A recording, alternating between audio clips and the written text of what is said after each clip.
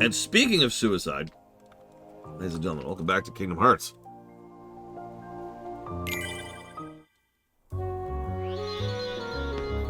Okay. Yeah, during the Stardew Valley stream. It's on the highlight reel. Alright. Yes, you did, Mr. Ed. Don't worry about it. Don't worry about it. Doesn't matter. Nobody cares. Nobody cares. No one cares. No one cares. Alright, let's see. So here we are. This is your typical JRPG town with exactly 3 people in it.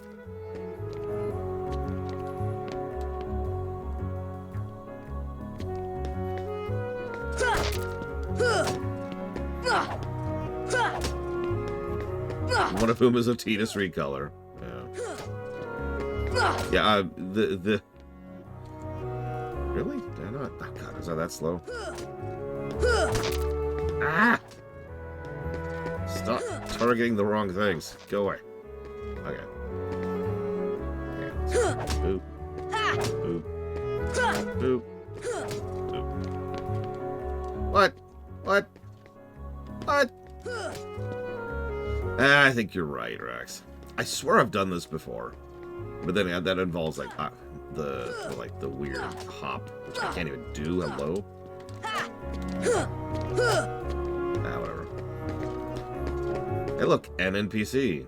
People with nowhere else to turn to come to this town. Where am I from? None of your business. Don't ask that question here. Everyone's got an unhappy past. Yeah, where are you from? Oh my god, it's Celeste! No, I'm kidding. Yeah, there's going to be a Schrodinger's Dark. It's even on the website already. Hey, look, it's Tidus. It really is. Okay, so... I don't know if I'm going to give this a ding or not, but how many of you got stuck on this exact point of the game? So for those of you not aware, you have to hit, I think it's 3 separate triggers throughout Traverse Town. And you have to hit them in order. And that's what allows you to progress. Nothing indicates that. And, one of them... Oh my god, really, Rex? Jesus. Why didn't Sora say yes? And...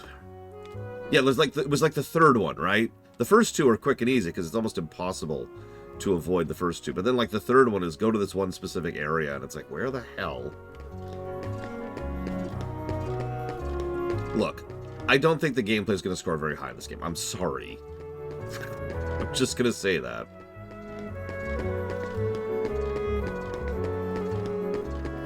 The Kingdom Hearts manga is a thing. You can find what you need at the nephew's shop.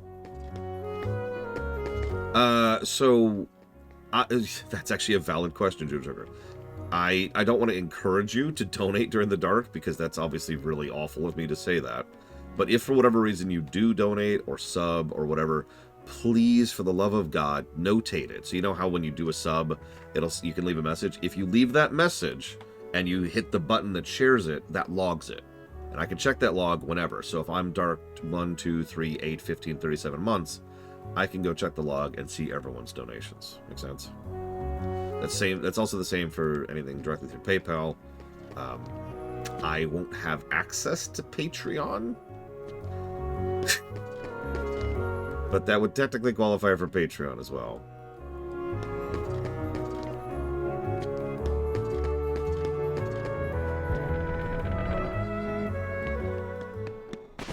Oh yeah, so remember this great scene. This is one of the only times we see someone be consumed by darkness right in front of us. And that's what it looks like when someone turns into a heartless.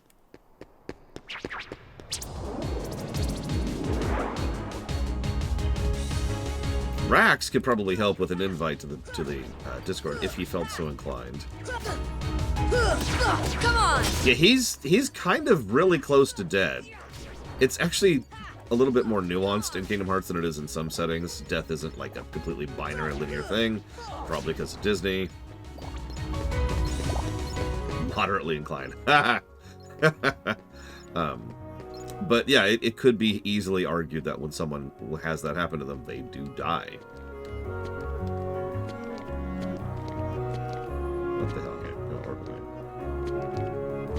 away. Within the context of the first game, they don't explain it, is what I'm going to say to that. But he did become a heartless. I mean, you saw his heart turn into a heartless. I'd say that's pretty definitive, personally. In fact, I'm going to give that a positive. That's a good moment. It is also, as I mentioned, one of the extremely few times we witness someone get converted right in front of us.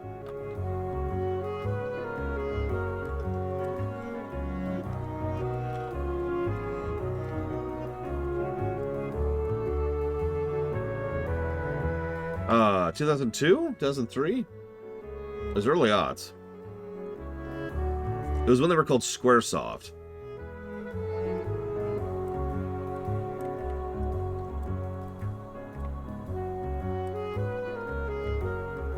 Hey, let me double check that. No, I'm stuck in the early aughts. Just stuck here. We have played. It's just totally unintentional. I'd love to say I did it on purpose. It is 2002. I was right. March of 2002. But yeah, we have played how many games from the early aughts in a row at this point? If it wasn't for the Silent Hill 2 remake, hang on, let's double check something here. So we had Silent Hill 2, and then Silent Hill 2R and the Dishonored 2. But then we had Silent Hill 2, Ratchet and Clank, Ace Combat X, Siphon Filter Dark Mirror, Seek and Destroy, and Kingdom Hearts 1. That's 6 games inside of the last 2 weeks. 2 or 3 weeks. Gunk just came out a few years ago. That came out in the early aughts, 2001, 2002 range. That's funny. Okay. SingStar. I've never heard of it. But yeah, the Gunk totally came out in 2002. Also, probably my favorite of the combat songs in this game right here. It's technically Destiny Islands, but whatever. Yes, and then he did show up and told me that I sucked, and that he hated me and he'll never support me ever again. At least that's how I remember it.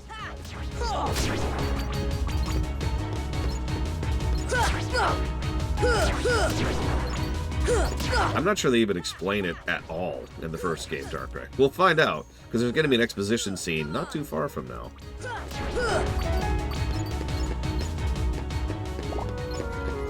Yeah, I'm a little sad that we can't select the original music. Nah, I'm not a little sad. I'm a lot sad about that. Because first of all, Reggie just gave me a sub, which is insane. I want to stress that. Nobody should give me money. Thank you for giving me money. Since I just spent more than I'd care to admit to. And I'm about to spend even more. Most of the move is sitting on my paycheck. The actual logistics of the move. And they're handling, you know, the down payment and the rent. Because I can't. Like, I do not make enough money to afford a house. In general. Never mind one good for all of us. And you're probably thinking, oh my god, you're so poor, Laura. No. I actually make decent money. Thank you for that. But, you know, real estate is a joke right now. Not just in the States, unfortunately. We're staying in the States for now, Quack. I believe there are actually mods for original music, but I'd still prefer a toggle. The reason I mention that isn't because I prefer the original music. Actually, I like the music of the remaster so far. It's because having a toggle means we can score the music twice, depending on how different it is, which usually means more positives. But for example, when we get to the Pixel remasters, those will get credit for both soundtracks. Sure. Hang on. First, thank you, Mizuno Speedruns. Very much appreciated. I've got that down for Dragon Age 4, Pokemon Violet, and Final Fantasy 7. And thank you, Sean. Very, very much. We're getting close to Shantae.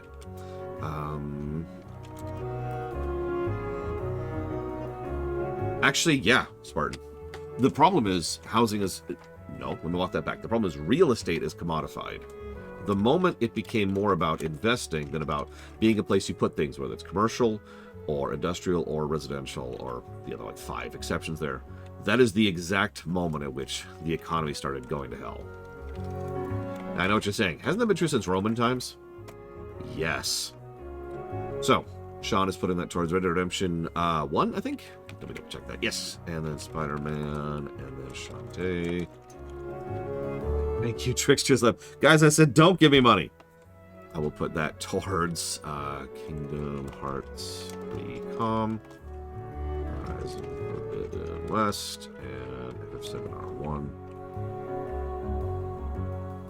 And then we've got Jay Palmer, who I don't even have the donation page up. Yeah, real estate speculation. I don't often use this word because I'm actually very, very neutral in my terminology. But housing speculation, real estate speculation is evil. Halo, SPV3, Sky Odyssey, and Siphon Filter. I'll make it strange. J. Palmer just wants another J. Palmer block. Thank you, J. Palmer, again. Worse than evil. How do you get worse than evil? I used the word evil because I couldn't think of a word that's worse than that. That was the whole point behind using that word. It is malignant. It is cancerous. And cancerous is the wrong word. No, I think it is. It's an overgrowth of its own system, money, in a way that actually destroys healthy cells. You know, real money, real products, real services, real economic transactions. It is actually cancerous. Like, not even like as just a description of bad. It is actually cancerous. Wow.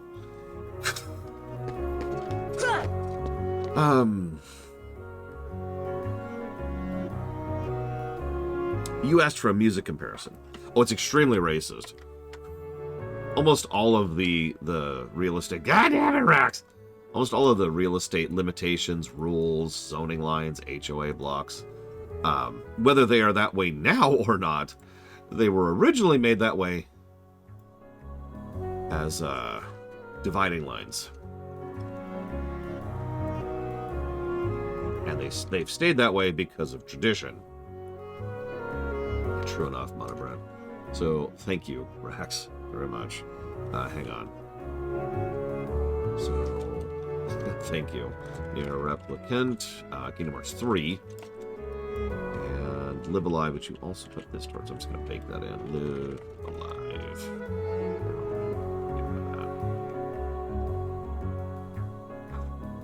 Okay. US for comparison. Give me a sec. Because I have the original soundtrack locally. And yes, Tetsuya Nomura, who has been doing character design since Final Fantasy V, and was the primary character designer as of Final Fantasy VII, designed Sora. As it drew him, designed the thing. He's the one who wanted the lion Sora. They specifically decided not to do that because they were working on Zidane at the time, and there were concerns that it would be too similar to Zidane. Okay, Kingdom Hearts 1.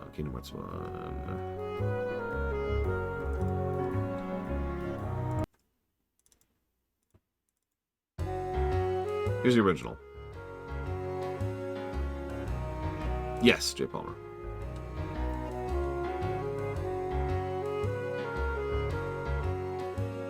So, this is... I suppose it's not the end of the world that the original soundtrack isn't in. The biggest... It's almost exactly the same songs. Like, there's no remixes here like we got in the Pixel Remaster, for example. What there is... no, I think this is the better version, too, in several cases. But what it is the instrument changes. That's the big thing.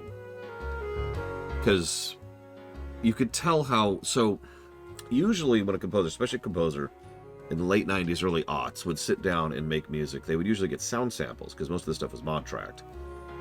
Yeah, Hollow Bastion's going to be pretty noticeable. I remember that one.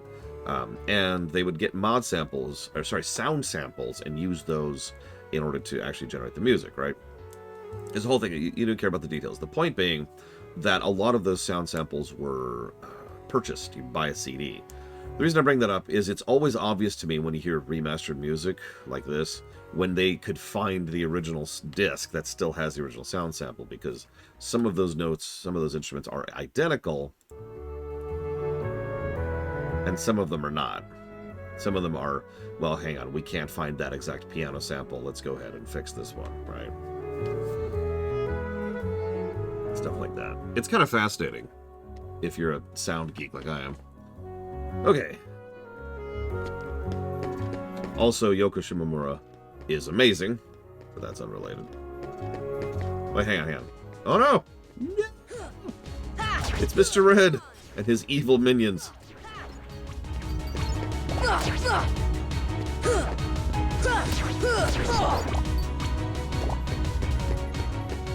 Okay, we're good. We've killed Mr. Red's minions.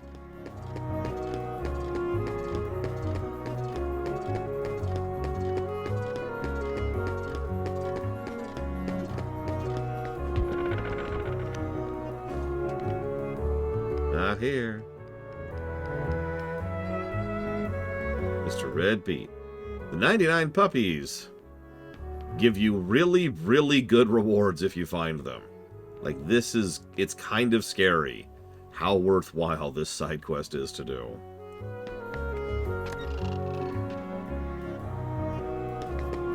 Also, we've turned puppies into collectibles. So a nice little tidbit is that the Heartless are getting more numerous as we hit plot triggers in Traverse Town. Also, or if you caught... Oh my god. If you caught this. But... I'm about to die, holy crap. Come on! I don't know if you caught this.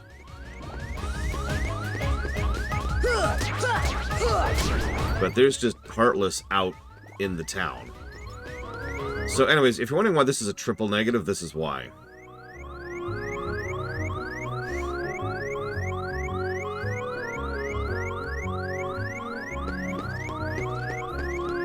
Any questions? I unironically think this is as bad as Pokemon's. The original Pokemon's. Whoa there, whoa there. And that's the thing I usually use as my golden standard for what a triple Beetleep negative sounds like. Yes, Dame Celeste, that is correct.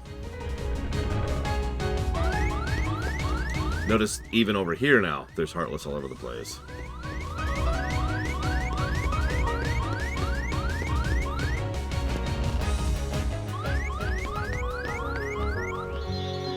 So this is a good time as any to talk about this button. Do we... There's no way. We do. Why can't I put a potion there?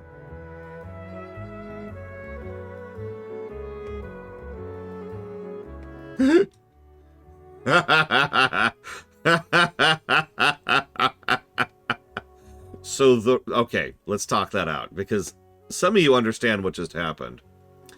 So I rushed back to a safe spot to go bind an item. I was going to get a free heal, and then I was going to bind an item to my heal button, which is X there, in SNES terms, that's triangle, in order to be able to have a heal on stack until I get cure, right? So get the free heal, go to stack it, can't do it, because you can't do that in Kingdom Hearts 1. Oh, this game sucks. Alright, so. They'll come at you out of nowhere. Who are you? And they'll keep on coming at you. As long as you continue to wield the Keyblade. But why? Why would it choose a kid like you? Hi, Hey, Squall. what's that supposed to mean? Never mind. Now, let's see that Keyblade. I'm not even gonna try. There's no way you're getting this. Alright. Then have it your way. I know a lot of people who looked at this like, why is this a big deal? So Squall's actually really popular in Japan. Come on! So this was considered the big Final Fantasy moment of the game. If you notice, there's been no Final Fantasy in it so far. Just unique stuff and Disney stuff. So this was like, hey, it's Final Fantasy. And they chose Squall because he was really popular at the time. Oh no.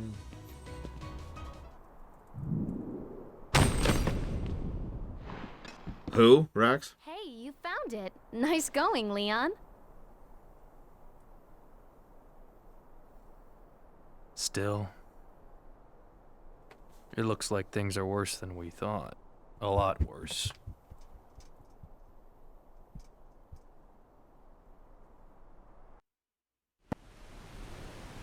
No, you could lose to that fight. Or, excuse me, you could... The opposite of that, you could win to that fight. Like I said, I'm not even trying. I wasn't kidding. So, hi, Riku.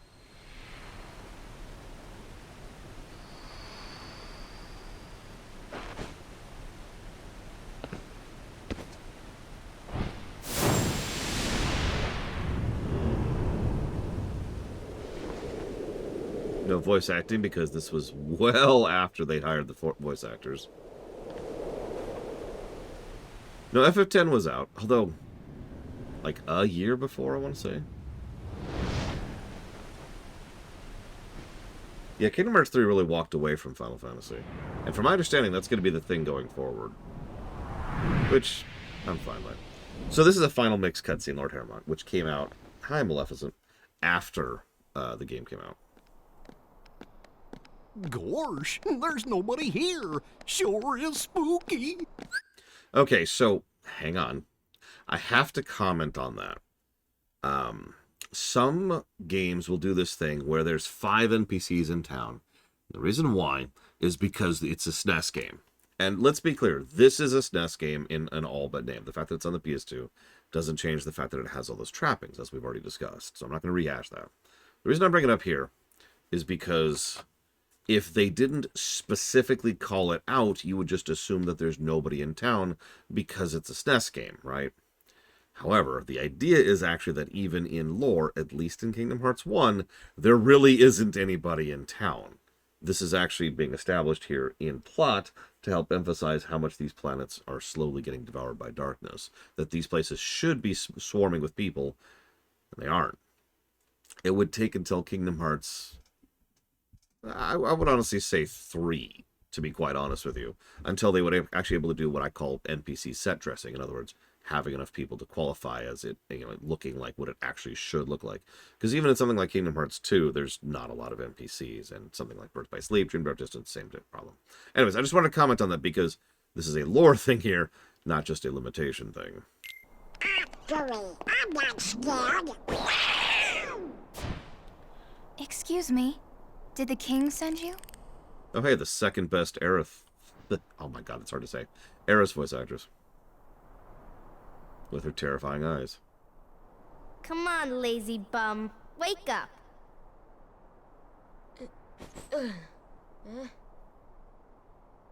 You okay? I guess. Those creatures that attacked you are after the Keyblade. But it's your heart they really want. Because you wield the Keyblade. I'm so glad that you're okay, Kairi. Kairi? Who are you talking about? I'm the great ninja Yuffie. I like the transition in mid-dialogue there. I think you might have overdone it, Squall. That's Leon. The Keyblade. Yeah, we had to get it away from you to shake off those creatures. It turns out that's how they were tracking you. It was the only way to conceal your heart from them. But it won't work for long. Still, hard to believe that you, of all people, are the chosen one. Can I just say really quick that I don't like Leon's voice actor here? Oh, Well, I suppose beggars can't be choosers. why don't you start making sense? What's going on here? Thumbnail for the run? I'm kidding. I already have a thumbnail. But still, that'd be a good thumbnail for the run, right?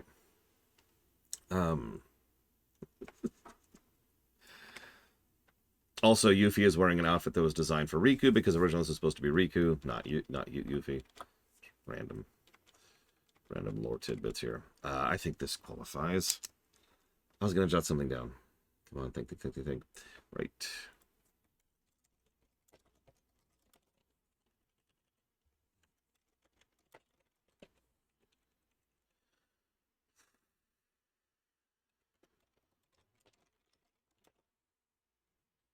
Sorry, 1 second.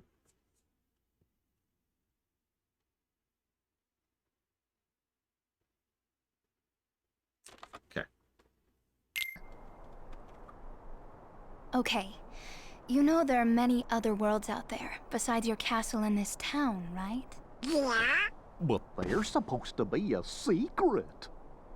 They've been secret, because they've never been connected. Until now. When the Heartless came, everything changed. The Heartless? The ones who attacked you, you remember? Those without hearts. The darkness in people's hearts. That's what attracts them. And there is darkness within every heart. Hey, have you heard of someone named Ansem? Ansem? He was studying the Heartless. He recorded all of his findings in a very detailed report. Gosh, can we see it? Its pages are scattered everywhere. Scattered? Too many worlds. Oh, then maybe the king went to find them. Yes, those were my thoughts exactly. We've got to find him quick. Red! First we need the key. That's right. The Keyblade. So, this is the key. Exactly. The Heartless have great fear of the Keyblade. That's why they'll keep coming after you, no matter what. Well, I didn't ask for this. The Keyblade chooses its master, and it chose you. So, tough luck. How did all this happen? I remember being in my room. Wait a minute! What happened to my home? My island? Riku! Kairi! You know what? I really don't know.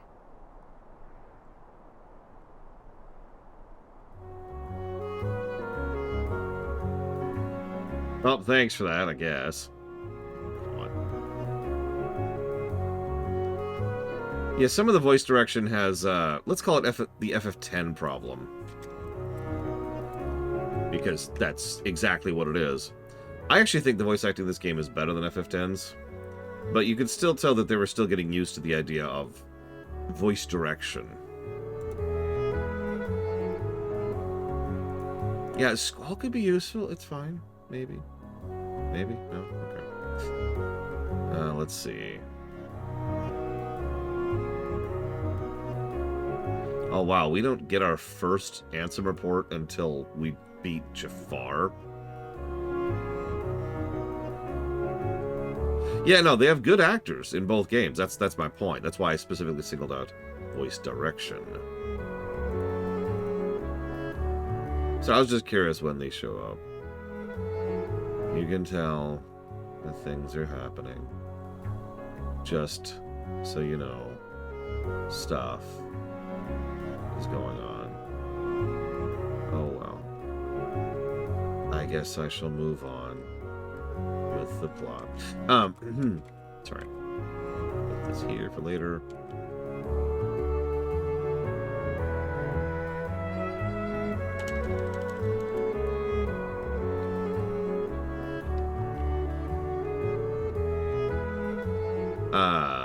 Not that dangerous to hex you, but still pretty dangerous. The Keyblade can unlock anything. Yeah, we'll stretch the hell out of the definitions of that power later. I've heard that the Keyblade can open all sorts of locks. Yeah, okay, thanks. I get it, I get it.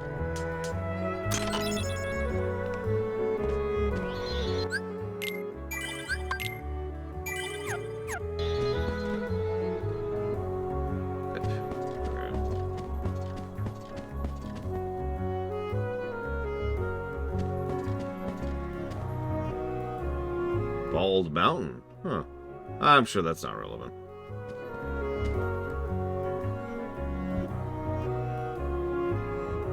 I'm ready for the fight of my life. Yuffie, go! Yuffie! Okay, something that's always bothered me. So Donald gets smashed flat, right? But instead of getting smashed flat like this, his fingers are like this, which means his hand got smashed flat like this. And God, that just makes me cringe thinking about that.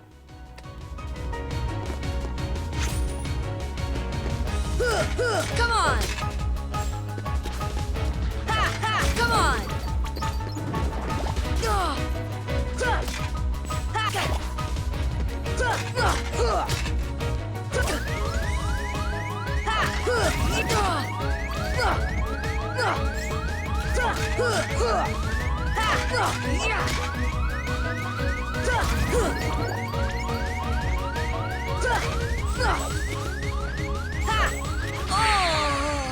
So, this is what happens when you die.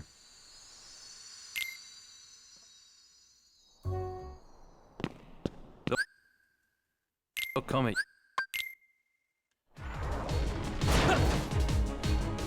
Interesting.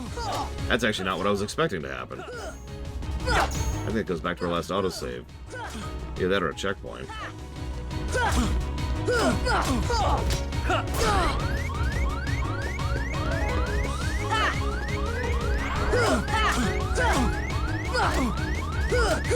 Come on! Oh!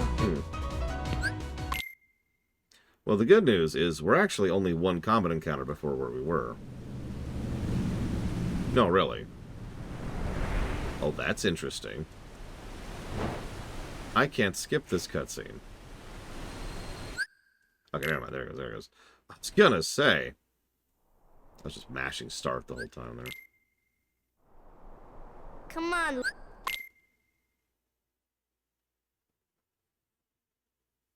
I guess it had to finish loading. Although there's an actual load screen, so I don't know. I don't know. For Christ's sake, it looks like it's locked. You can open locks.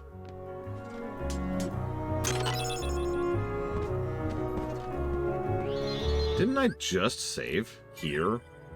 I did. Yeah. Why didn't that take...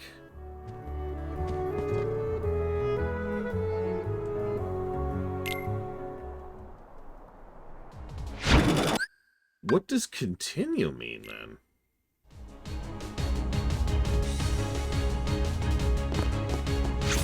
Because that's an extremely strange spot to go ahead and have a checkpoint. Well, but it's not the latest save, as we just demonstrated. So in my head, I was assuming I had failed to save properly. Come on!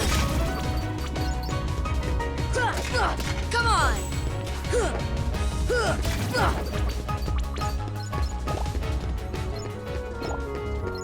Yeah, some weird checkpointing.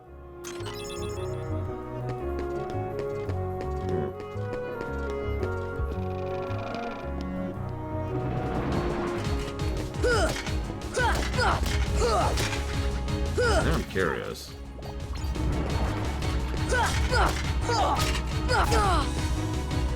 You know something I find mildly funny? If you'll forgive the indulgence.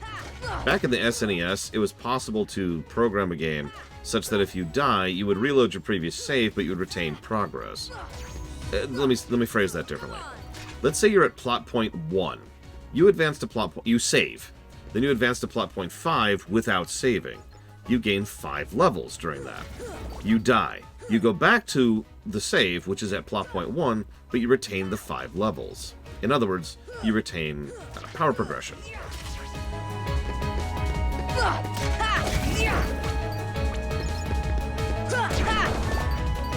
What I find strange is almost every RPG after this didn't continue that concept that they'd figured out back in the SNES era. I've always kind of wondered why. Like, as a design choice, sure, but most people don't do it as a limitation thing. You just go back to your last save. Come on! Then again, the PS1 and the PS2 era were pretty bad about saves in general, if we're being honest with ourselves. Someone once asked me why the PS2 had no autosaves, and I'm like, you're kidding, right?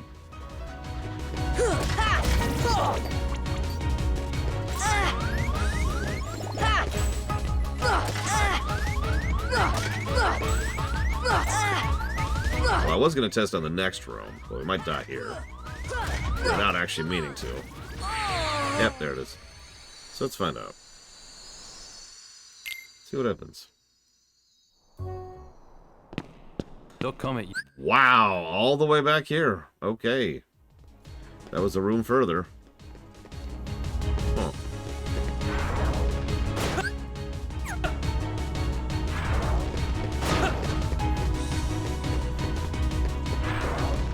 Wow. Alright, that's interesting checkpointing. Yeah, I don't either, Rex. That's why I'm confused. You probably noticed I was prefacing. I was like, here's what happens when you die. And then I got confused. That's not what I was expecting to happen.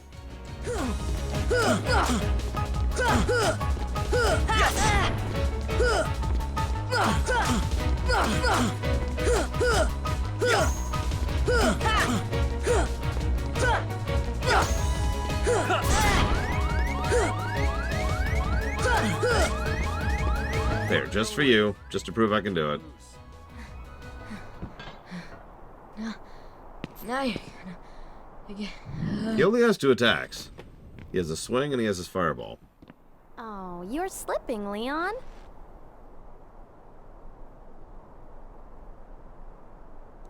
The only real reward is the extra 30 experience.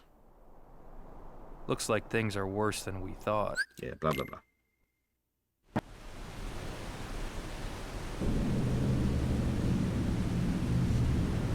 And yeah, if you have a different leveling setup than I do, you can cheese the hell out of it. More than I did.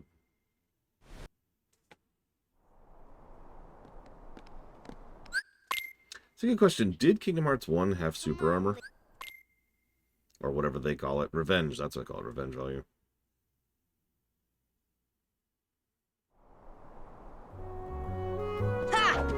I love this, by the way. In case you didn't catch this, check this out. Here's a chest. You can't open the chest. The only way to open the chest is to talk to them and tell you, hey, you can open the chest. And it's like, oh okay. Oh, wow. Sephiroth has revenge values. That's funny.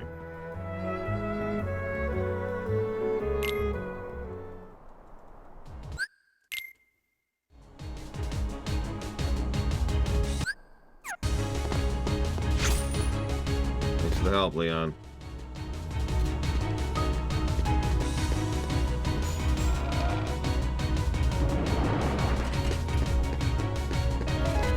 I was wondering that too, Trickster's Lab. It's a neat idea.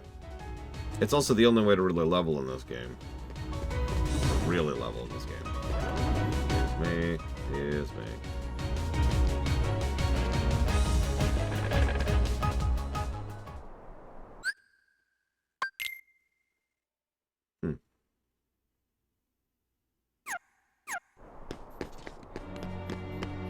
Yep. Oh. Gosh, are these the Heartless guys? Let's go get him! Go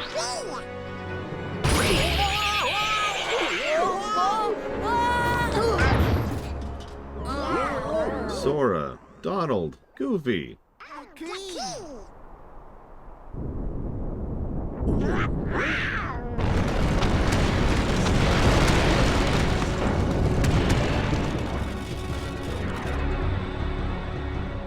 Alright, who's ready for Sora and Donald to be completely worthless for the entire rest of the game? Come on! Come on! No, Sora. Donald's a straight up black mage. Just like Goofy's a straight up knight. No, Hira. So, I never get used to the new color scheme. This is actually different in the remaster. I forget which remaster changed this. The guard armor's colors are different. First boss. That's right, we have just reached Welk.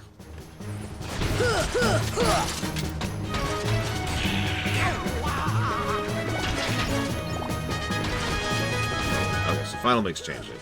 Let's see, I know they changed it at some point. I remember it's not that bad. Come on! Come on! Come on! Come on!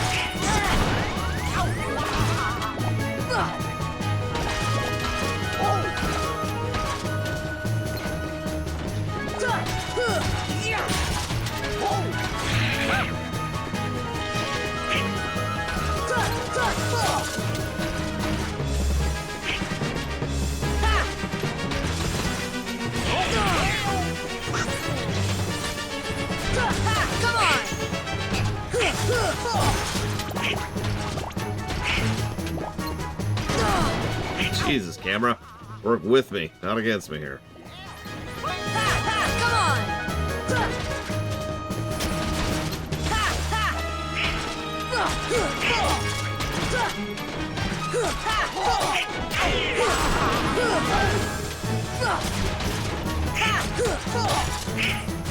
It's so weird not having scan on, you know?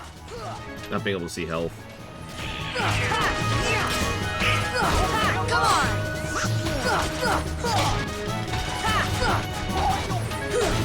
on!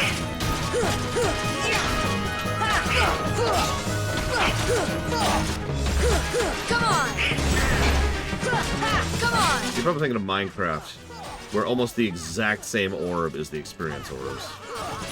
Come on!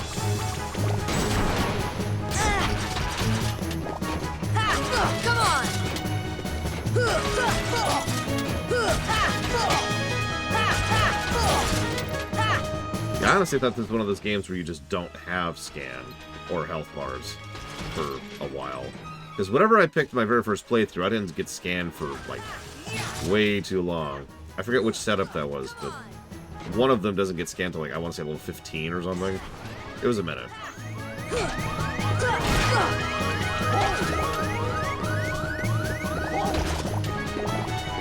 I wish the pickup range was bigger on that. And yes, I know there's things to change that later.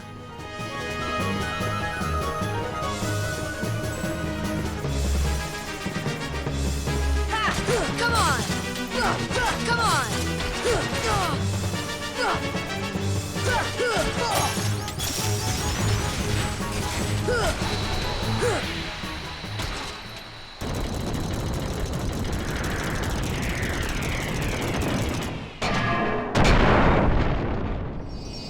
And there goes the heart.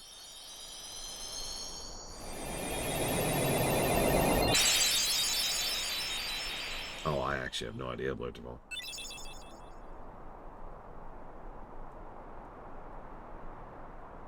I haven't even seen it yet, looking Luke. for me?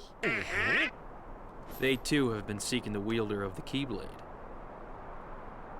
Hey, why don't you come with us? We can go to other worlds on our vessel.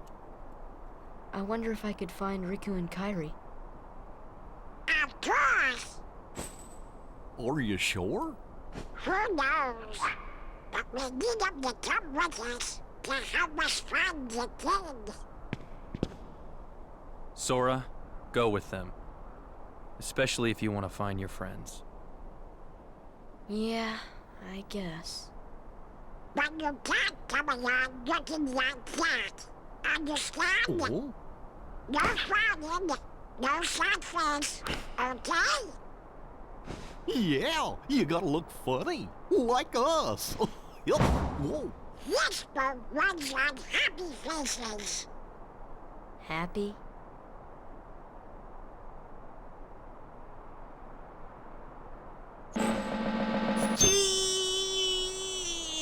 I was also debating that for the thumbnail. Of course I do predict them. That's one funny face. Okay, why not? I'll go with you guys. Donald Duck. Name's Goofy. I'm Sora. All for one, one for all.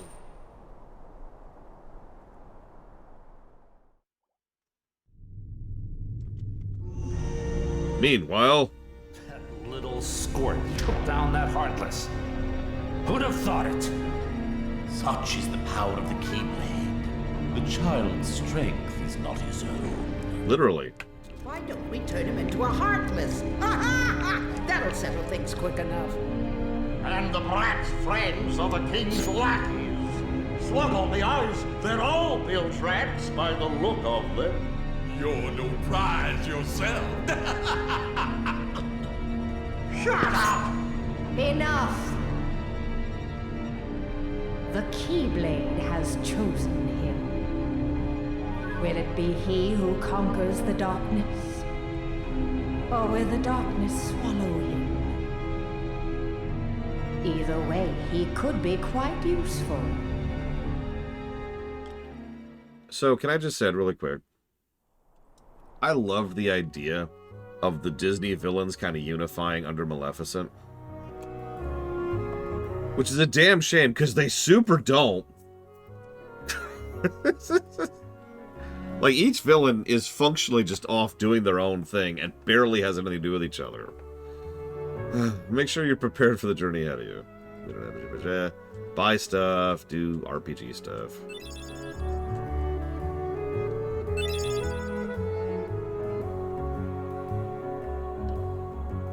And I don't remember right now, but I feel like a decent chunk of those are the original actors for the villains. Obviously, James Woods is James Woods. But I feel like they brought back the Jafar guy, which has always thrown me because he sounds terrible. And I love the sound of Jafar.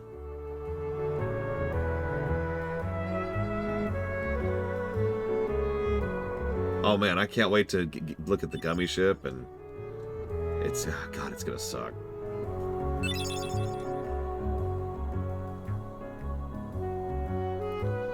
Go do RPG stuff. Okay. Yeah, Jafar, I actually really like Jafar as a villain. Especially since he's weirdly relatable. That's probably the wrong word. Understandable? We'll go with understandable. Does he really, Braven? That's great. Oh, hey. Oh, hey. Okay. I'm not going to ding it, but you know, you see that new thing that just showed up? In Kingdom Hearts 2 in particular, and Birth by Sleep. That's going to be irritating as hell. Alright, so, yeah, I'll leave that on Y, whatever. Hey, increase my strength and HP by 1. Okay, so, we can do a couple of side-y things. No, side-y things, not society things. I'm not the Joker. Although...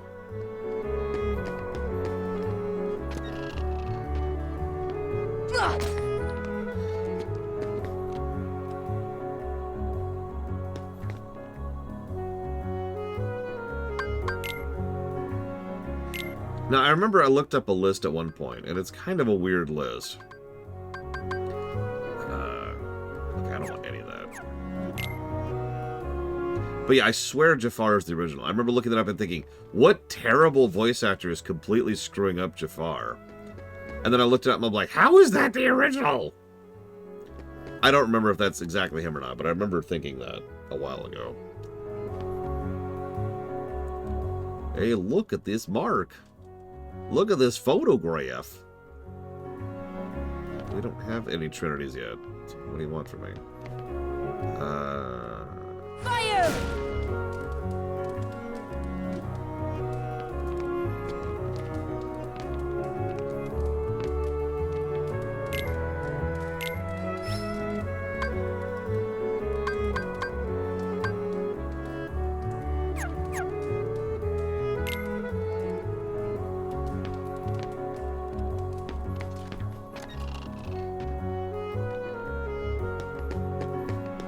I will never talk about voice acting ever again, Yara.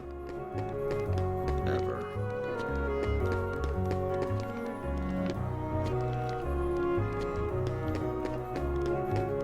Anyway, so the voice acting of this game.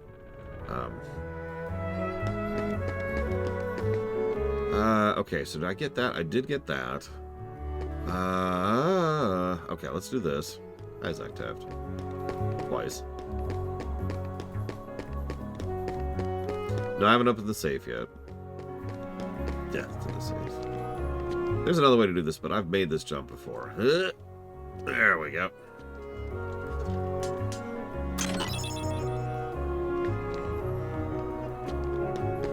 What do you mean bomb jumping is unacceptable?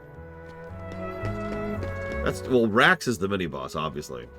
But then, it's like a Gestalt kind of situation, where I'm Gestalt and Rax is Kefka.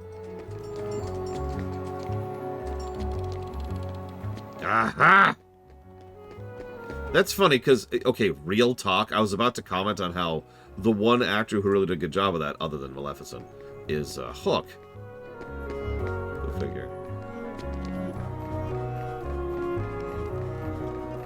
Most likely Lord Hermon, especially since they don't even know where the World Heart is yet.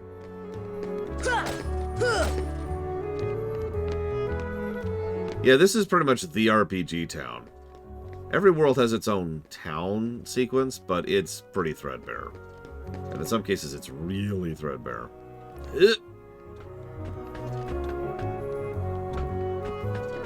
There it is.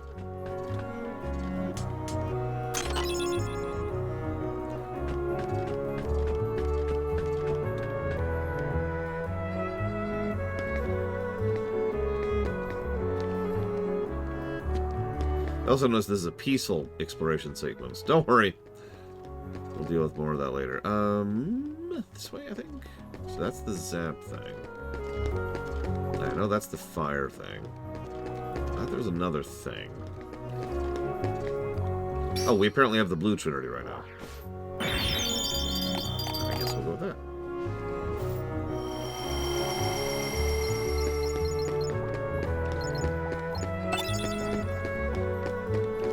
Note to self, we have blue. Blue.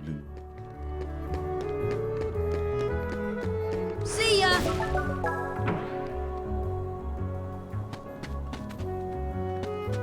Ah!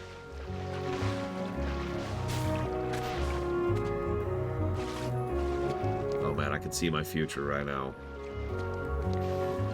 Whoops, I fell. 3 seconds before the idea. I didn't even finish the prediction and it already happened. Oh my god. Alright, come on, camera. Work with me, not against me.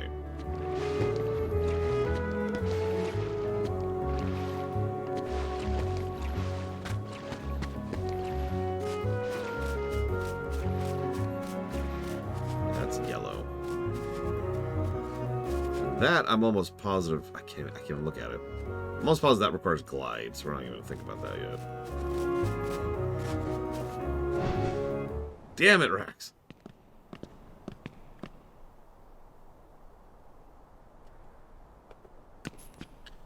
There's something about this musty place.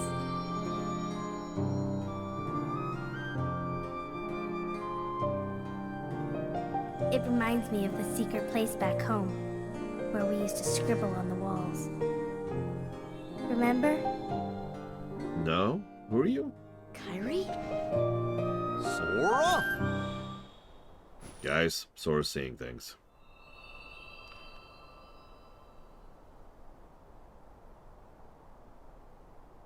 His girl alarm is going off. Yeah, James is having a succubus moment. You know, honestly, it's pretty close to that. Arrived sooner than I expected. Why did you turn into Yoda? No questions, ask you. Are you a heartless? He doesn't look like one. Oh my, no. My name is Merlin. As you can see, I'm a sorcerer.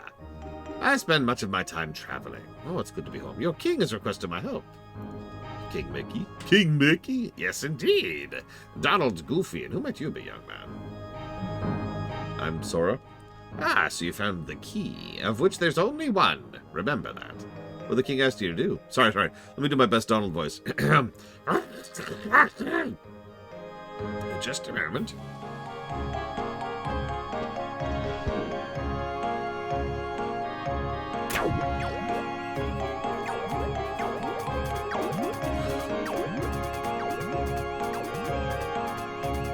Merlin would be winning until he'd trip on his beard or, like, get upset or just do something stupid. And then Yensid would win.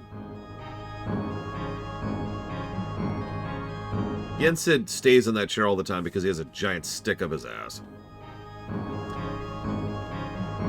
Your king asked me to train you in the art of magic.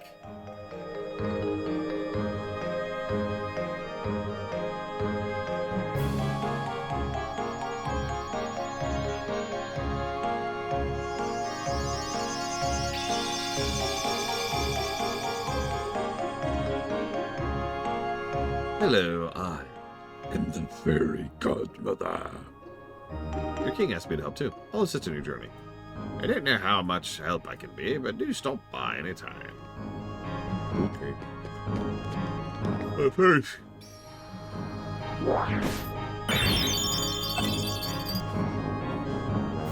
I mean, there's nothing to Yensid, positive or negative. He is a piece of the furniture. When I say he has a giant stick up his ass, I should be more clear. That chair is actually a part of him. He has become one with the chair.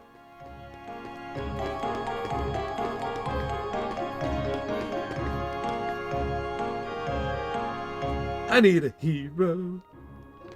Because Shrek 2 is a good movie. Alright, let's try this. I usually suck at this, so let's see how this works out. Like, some playthroughs, I don't even do this.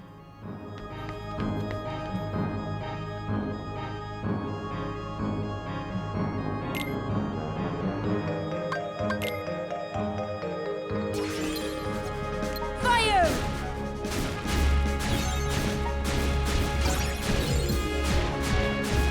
I don't remember why. This is extremely easy. I've got to be remembering the wrong thing. See ya!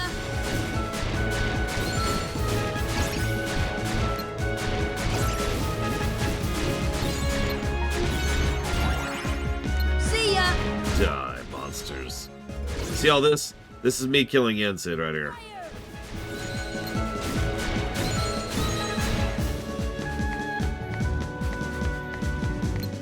Fire! Fire! I swear there's something up here that's like a time challenge or something. It's how you get one of Donald's weapons, right? Oh no, it's how you get one of your weapons. And it's one of the magic boosting weapons, right? Come on, help me out, guys. I'm gaslighting myself at this point. This is just whatever. Fire! Fire!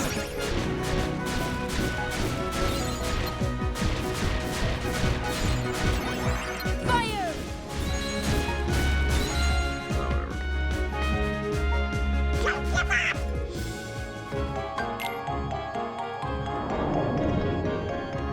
Okay, we collect a bunch of spells. That's what it is. What am I remembering then? God. Ah, well.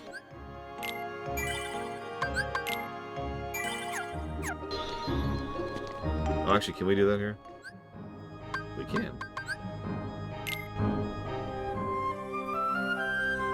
Gosh! Sorry. The green cursor shows your current position. This is your world map.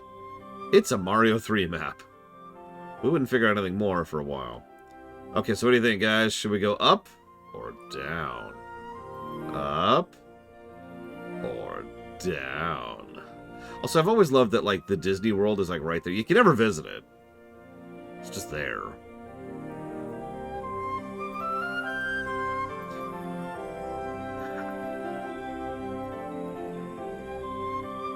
I do like how it flat out says this is a higher level zone. And in fact, especially if you're not sure what you're doing, going down can get you a little soft locky. So I suppose we should do a normal playthrough. That's actually a valid point. But first, this.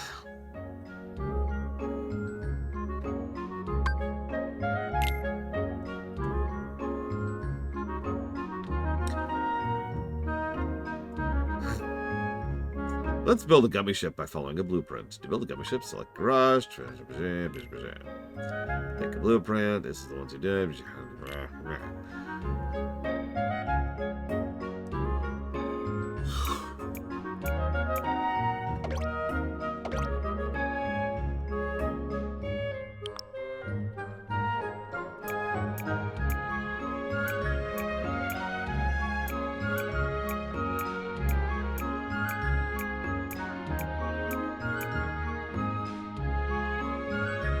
Yeah, this is bad is the nicest way I can phrase this. It's also extraordinarily optional. By optional, I mean mandatory.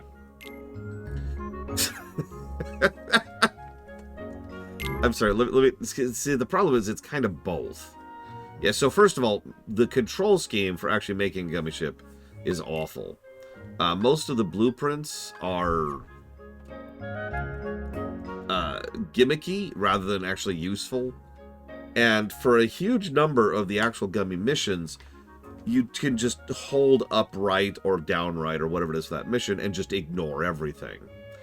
And then there's the ones you can't. Now, we'll talk more about the actual missions later. But yeah, parts are scarce. You have to collect parts individually, or they are extremely expensive.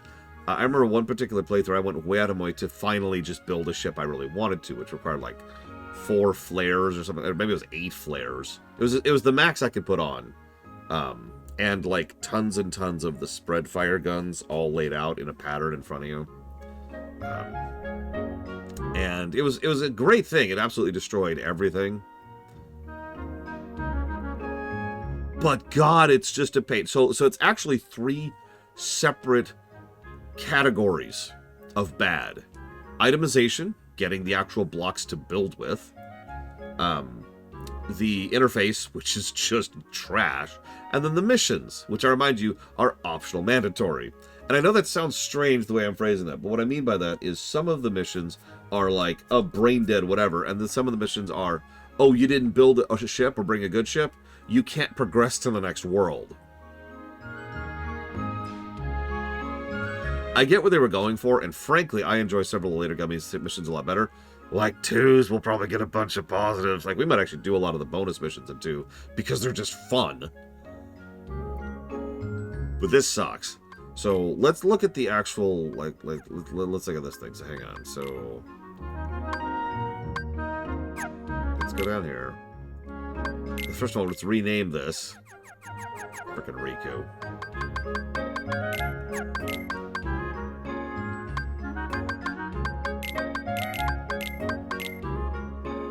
I'll tell you what, I'll only give it 3 negatives then, Pillar of Snow. Just for you.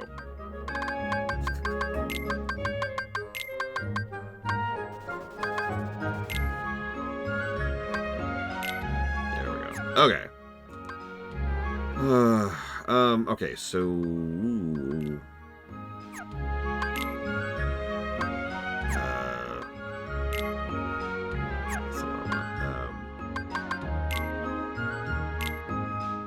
there we go. And thank you, Doom Rider. Always appreciate. Yeah, the all-gun Gummi ship, which I've actually done. It's really slow.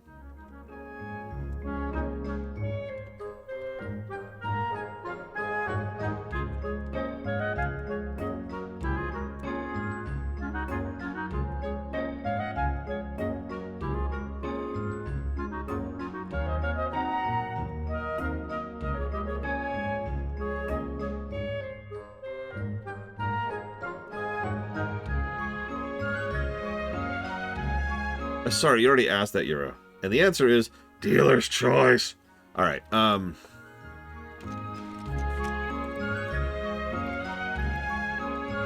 It'll be the first MMO I've put dealer's choice towards. No, that's not true. I did it for STO and Tor, didn't I? Never mind. For the same basic reason, too. So, RNC 2 going Commando. Kingdom Hearts 2 and Expedition 33.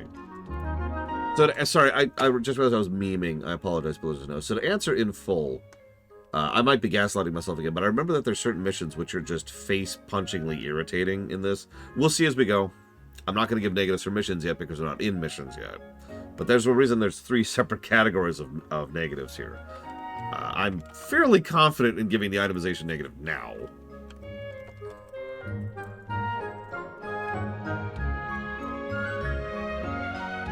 Interface negative, because this interface is just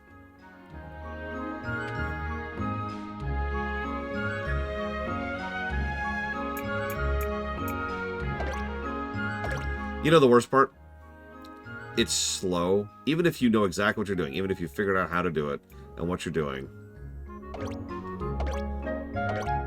having to do this to swap between individual pieces is ridiculous. I get you're trying to be cute, but Jesus Christ. Oh no, this is legitimately infinitely worse than Starfield. Starfield's shipbuilding is at least passable. This is trash. So let's actually talk about it. I don't think anything indicates this. I could be wrong. I remember I had to look up a freaking game fact. So these pieces, which is protects, these actually raise your health. Every one of them gives you a tiny little bit of extra health. Guns are obvious. There's actually a lot of different types of guns, weirdly enough. Engines, of course, make you go faster. Each one adds a different speed value, has a different requirement value, and of course, The cockpit is just required, but also the better cockpits make it so you get better health. And there's some other unique stuff, like there's homing lasers. There's actually a weirdly large variety of stuff you can build with it. You can see that they wanted to make this a whole thing. Oh yeah, and the arrows make you move faster.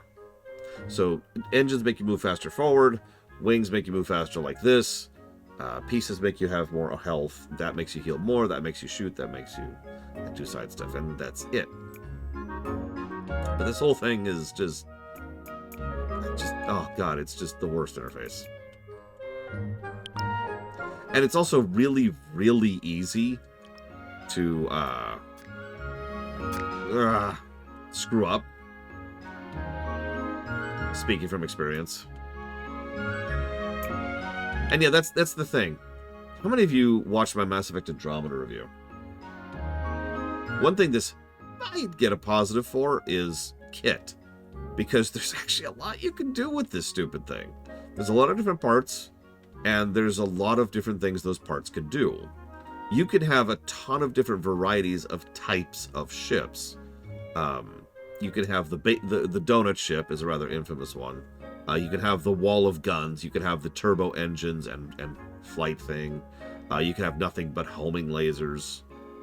There's a bunch of different options for this. Oh yeah, this is also not this full size. Like this cube will expand twice, I believe, throughout the course of the game to give you even more build options, which is great. There is also, I believe, a parts limit. I could be wrong about that. I think it's a pretty high parts limit, but I'm pretty sure there's a parts limit. Anyways, so yeah, sure, cool, I'm with it. But the problem is, just like Mass Effect Andromeda, which has pretty decent combat, there's nothing fun to use that combat against. In other words, it doesn't matter how good the ships you can make are if there's nothing to use the ships against, right?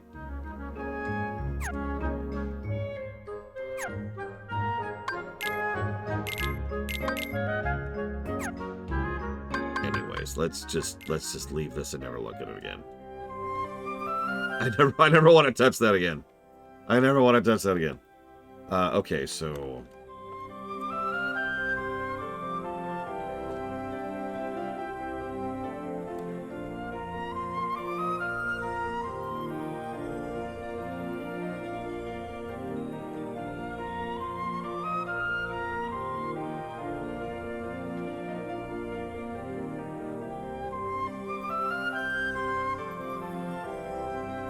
okay, so, speaking of negatives...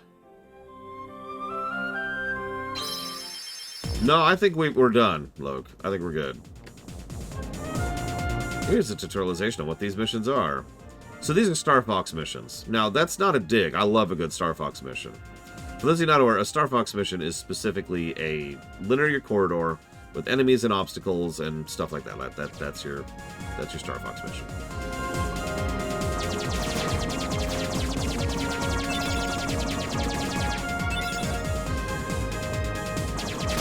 Rail shooter. Although that means several things, depending on who you ask, but whatever. Also, the controls in this are really bad. Probably because Kingdom Hearts 1... I don't know if this is true or not, but I swear Kingdom Hearts 1 was designed to be playable without an analog. I noticed this in just moving around, too. It's not smooth. Even if you're using the analog, which you notice I am, it acts as if I'm using the D-pad. That's up right. That's down left. That's right. That's left. You know, stuff like that.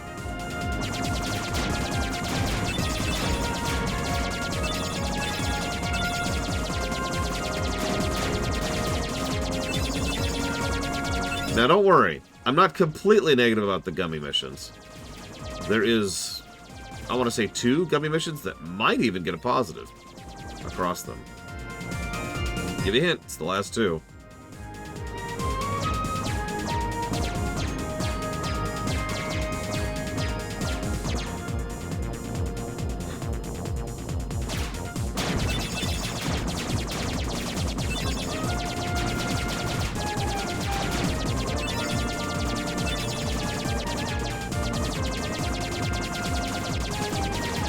Oh yeah, and in lore, all of this Gummi stuff is the pieces of the barrier that used to keep the world separate.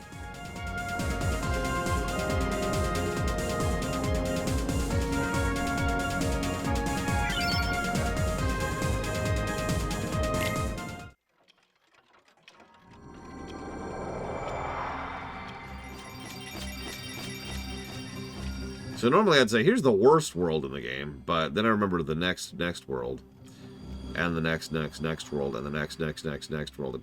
We're officially in Kingdom Hearts syndrome. We're in the middle part. Strap in. I'm late. Oh dear. I'm here. I should be there. Oh, I'm late. Oh, the Queen. She'll have my head for sure. I don't remember doing drugs before this game. Disney Spelljammer. Oh my god, that actually sounds really cool. Yeah, the Gummi blocks are apparently reality sealing. By the way, fun fact in lore, your ship is also made of the chunks of the in-between barriers. Don't ask me. I don't know. I'm so sorry, Hardball One. Are you okay? Do you need help? Do you need a hug? Because I'm not giving you one. But like I've got a bunch of shark plushies that can help you out with that. Hey, Walker.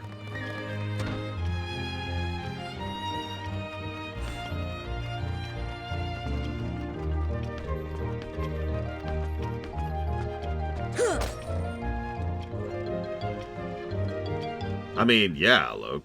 That's true in the movie, too. Or I guess I should say movies.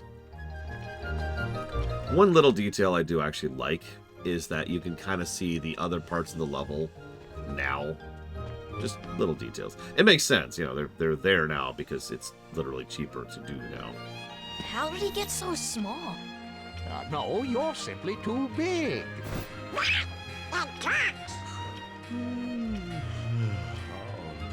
Must you be so loud? You woke me up. Good morning.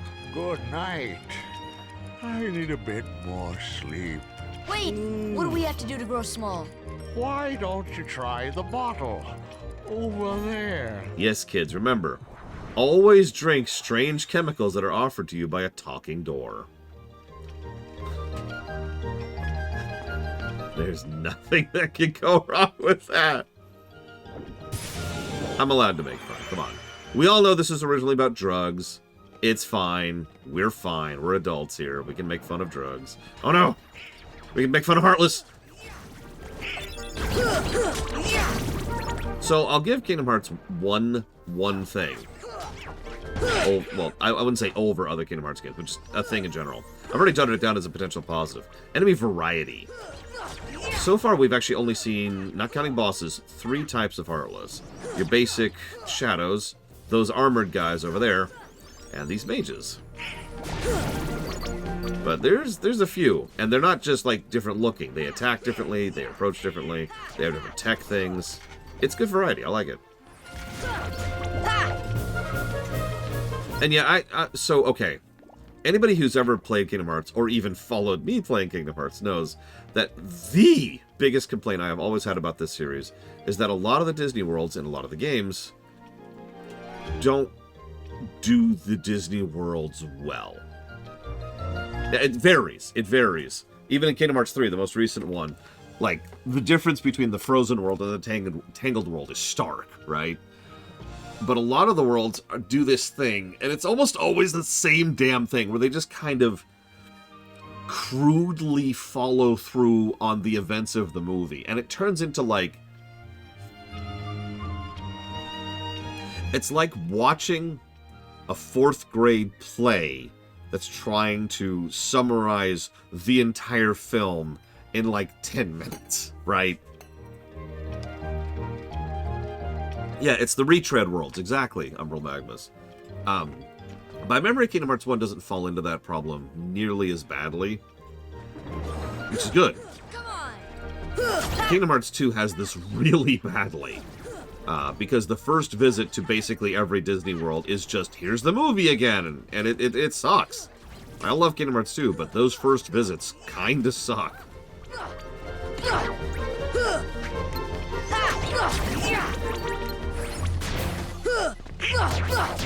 And yeah, again, Frozen in Kingdom Hearts 3 is just the worst world in that entire game. Now, the second time through most of the worlds is a lot better, but... Ooh, almost my hip. Alright,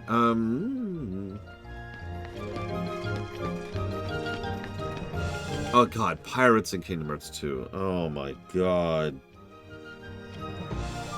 Okay, moving on. We're talking. We're walking.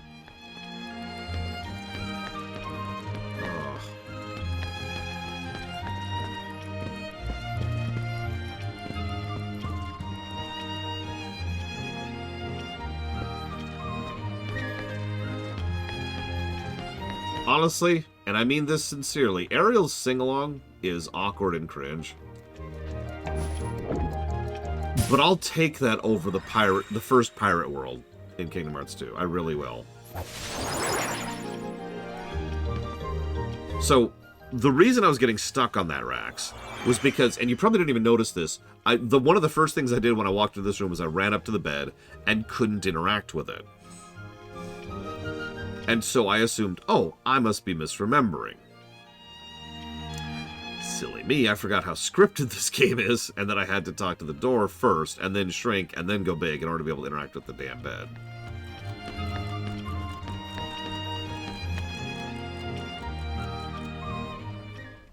Meanwhile...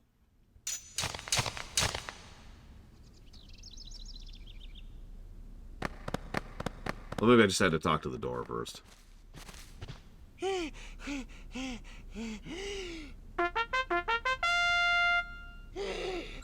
I don't know, Finny Fun is my least favorite. That's why I sang it for the run the last time we did that, because the whole point was it was so terrible I was going to turn it into a joke. The other songs I don't think are nearly as bad. The other Kingdom Hearts 2 Atlantica songs. And I'm just going to say it, I like Ursula's song. Court is now in session! I'm on trial? But why? Her Majesty, the Queen of Hearts, presiding. This girl is the culprit. There's no doubt about it. And the reason is... because I say so, that's why. That is so unfair. Well, have you anything to say in your defense? Of course. I've done absolutely nothing wrong. Except for having a PNG face. But I'm afraid that doesn't give you the right to be so mean. That, right, okay. Forgive me for drilling down for a second. Usually, my analysis is actually relatively surface level, because you can really dig into things. So forgive me for getting a little bit more analytical, but let me explain how the voice direction in this game sucks. You might be queen, but I'm afraid that doesn't give you the right to be so ... so mean. The way she said that, you just heard. Bad. Something like that needs to have a little bit more cadence to it. There needs to be a rhythm to how you speak a line, especially considering this is Alice in Wonderland, and a lot of Alice in Wonderland is supposed to be wondrous. A lot of the lines are supposed to be said non-normally. So you don't say it as if you're saying normal speech, or as if you're reading lines on a page. It seems to be something more like, you may be queen, but I'm afraid that doesn't give you the right to be so mean. And do you hear the difference in the tempo of that?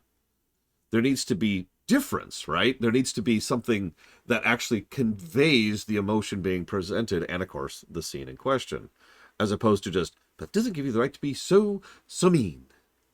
That is bad. Yeah, I should mention, this is Catherine Beaumont. She's a good actress. I could point to dozens of good actors in this game and the next one, by the way, Kingdom Hearts 2, who are good actors. This is 100% a voice direction problem. I guarantee you. Sometimes I've believed as many as 6 impossible things before breakfast, right? You gotta, there's a way you say that, especially when you're doing, yeah, exactly, look, thank you for that word. There needs to be an energy to something like Alice in Wonderland. That's the other thing. A talented voice director would look at this and have different direction for each world to help convey some of the variance between them, right? Someone, Jafar should be speaking with a particular tone, ensuring that anybody who decides to go ahead and push against him. You know, there needs to be like a different tone for Aladdin versus a different tone for Alice in Wonderland. I'm going to speak about this again when we talk about the genie, who is voiced by an excellent voice actor who sounds terrible in this game. Oh my god. And I'll tell you, I can tell you exactly what happened. Because I've studied this, because I've done a lore run of this stupid game. So, I've said this before, I'll say this again. Voice direction is actually the expensive and time-consuming part of voice acting. I know that sounds strange, but getting a person in a booth and saying lines into a mic takes relatively little time and money. Just, hey, Rax, come here, Rax. Okay, read this. Rax says, I'm afraid that doesn't give you the right to be so mean. Okay, thanks, Rax. Here's your $50. Have a good day. We're done, right? But having me actually sit here in the booth with him, having the voice director who's getting paid by the hour to sit him. Yeah, exactly. It's like, okay, no, hang on, Rax, come back to the booth. What? Come on, listen. And then I have to convey the tone of, like, the character, the tone of the scene. I have to get across who he is responding to, so he can understand, like, because it's not like this line isn't a good example of this, but sometimes this line, this dialogue here, dialogue A, sounds different if it's in response to dialogue B. You know, sometimes anybody who's done any of my theaters and voice work for my theaters knows every now and again I will specifically say, this is the line you're responding to.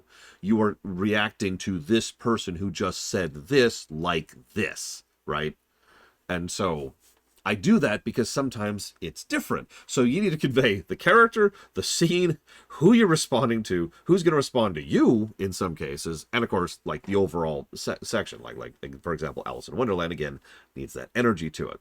That takes a lot more time and effort and work and talent and money. And occasionally it involves reshoots, which also costs more money. This is what happened. We know that back with Final Fantasy X, which was their first real foray into this kind of voice acting, not their actual first foray, but their first real foray into voice acting, they didn't have much in the way of infrastructure to do English voice acting, and they didn't really have an English voice director at all, and so they just kind of didn't do that step. The reason that the voice acting in Final Fantasy X and Kingdom Hearts 1 is as good as it is because every now and again they pull in an actor who knows what they're doing, who'd read the lines on the page and be like, oh, yeah, I'm playing Hook. Okay, sure. They're all built rats by the look of them. You know, the way he said that line was great because the actor looked at the line and the character and inferred. But no one told him, right? Another good example is James Woods, who does a pretty good job of Hades, because he's kind of got Hades on lockdown, right? He knows how to voice Hades, so he just slipped right back into the role, right?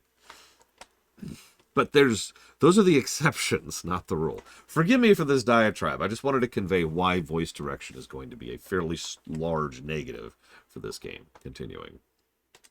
Silence! You dare defy me? Hey guys, we should help her out. We're outsiders, so wouldn't that be muddling? Oh, yeah. And that's against the rules. The court finds the defendant guilty as charged. Oh, yeah. Real quick. Probably not, Loke, in all honesty. I mean, Dan Castellaneta is a good voice actor who knows exactly what he's doing and has voiced the genie before. I'm glad they basically throw the Prime Directive out the window after Kingdom Hearts 1. Because the Prime Directive, like, why is it even here? Real question. Can anyone give me an answer to this? Why is the Prime Directive even in Kingdom Hearts 1? It has they violate it constantly. And they're always getting involved in the plots of each individual world. So why is it even there? Why isn't it brought up? What's the point of it? It's like saying, listen, I don't have any food. Just pretend I've got donuts on my desk. Okay? Listen, I can't eat these donuts. It would be against the rules to eat these donuts. No, Rax, you're not allowed to have a donut either. And I give Rax a donut. Mr. Red, here's a donut. You can't have this, okay? for the crimes of assault and attempted theft of my heart. Off with her head! No, no! Oh, please! Hold it right there! Criminal scum. How dare you interfere with my court? Excuse me, but we know who the real culprit is. Uh-huh. It's the heartless. Anyway, she's not the one you're looking for. That's nonsense. Have you any proof? Bring me evidence of Alice innocent. Fail and it's off with your heads. Gather as little or as much as you please. I do like how they flat out say you don't really have to do this pseudo side quest thing. I don't remember what the benefit is, but I feel like it's something really worthwhile.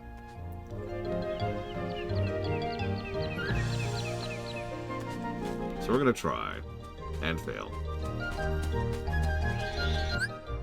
As is my want.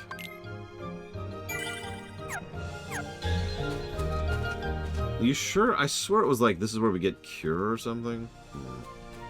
Yeah, I don't remember that well. I've replayed this game to death, too. That irritates me.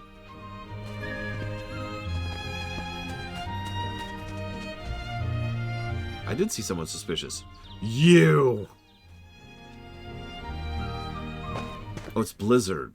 Okay.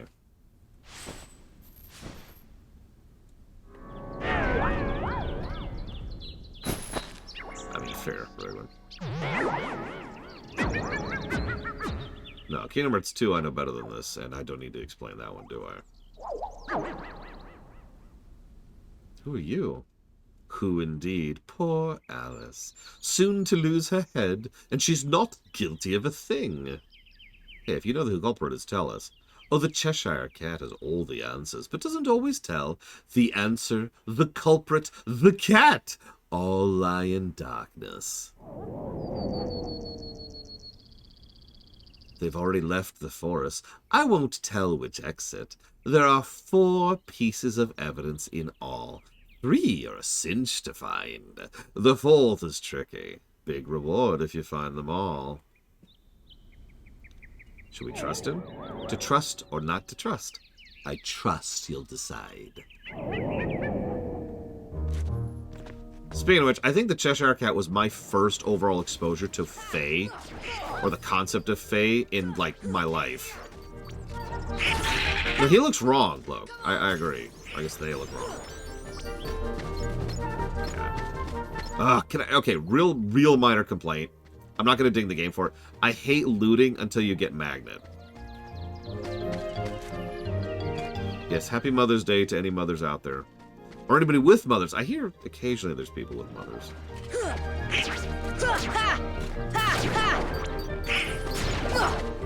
And for those of you in Alabama, your mom, who is your dad's mom? I really hope I don't have any viewers in Alabama. I was just picking a state out of my hat. I'm sorry. Yes, happy Mother's Day to everyone, except for Sora's mother, who doesn't exist as of this point in time, and that really isn't a joke. Like, I know I joke a lot, and I do, but to be clear, she is gone from the narrative for the entire franchise's history. For those of you who've played all the way through Kingdom Hearts 3, really think about that in context of Kingdom Hearts 3.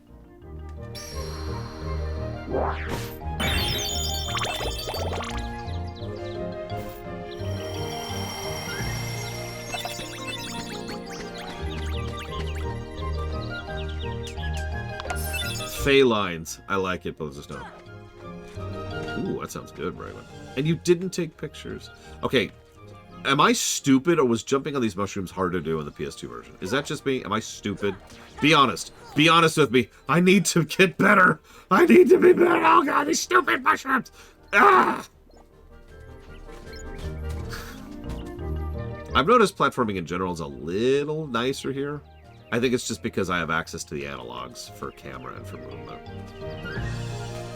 Or they could have changed collision. I don't know. Because, yeah, I've noticed already that the platforming isn't as horrifically bad as I remember it being.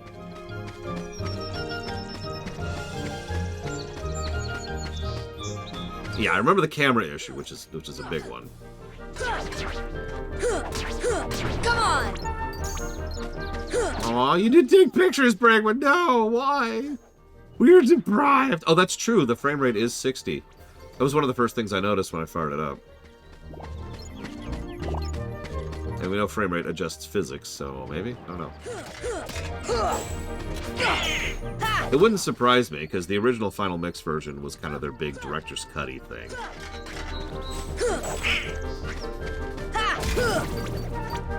Okay, okay. I don't want to keep complaining about this beloved classic that everyone loves, but does anyone else feel... How do I put this?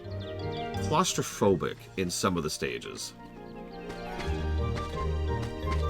It's not every stage, but every now and again it's just like, ugh, I just feel crushed in here.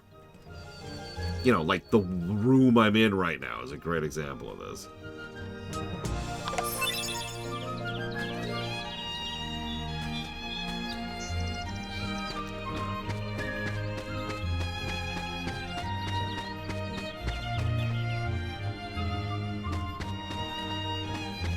Yeah, I was going to bring up Monstro as well. Because...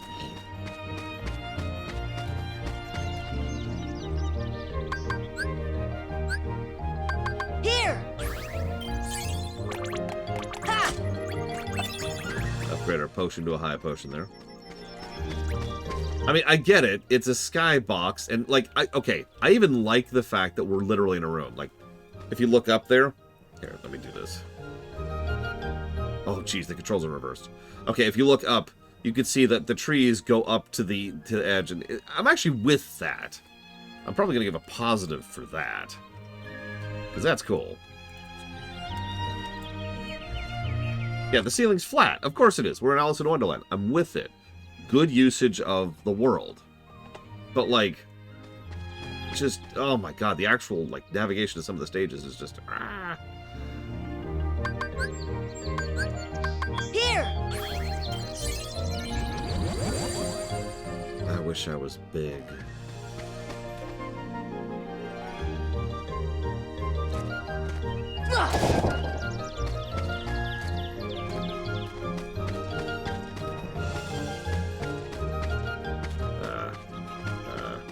What?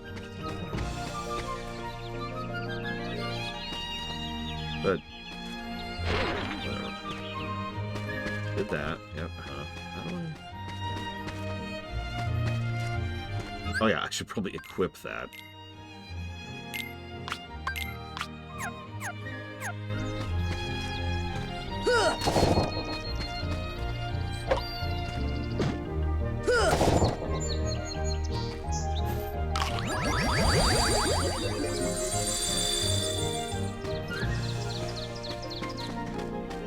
Oh god, it's triangle. Dodge roll is triangle.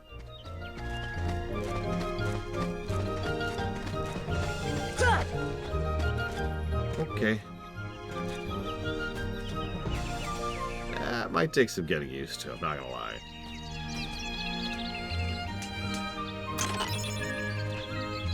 I know it's supposed to be square. Square is interact, as we've already discussed.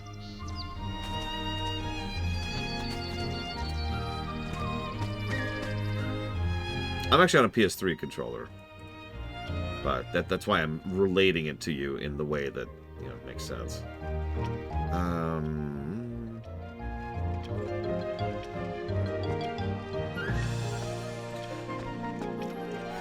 No, I think I know what's going on. The problem is I can't rebind it, as I've already discovered.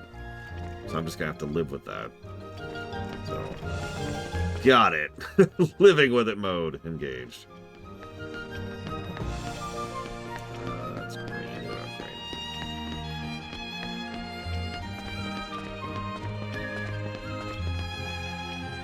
Either way, no, I don't, actually, Rex. Fun fact, that's actually a thing in this game. Check it out. See, we could set it... Oh, not this. No, no, no. Ah! Undo, undo, undo, undo. Ahem. So we can be like, there's Xbox, there's PlayStation, and there's Generico. But here. It's still triangle. Get a new controller. No.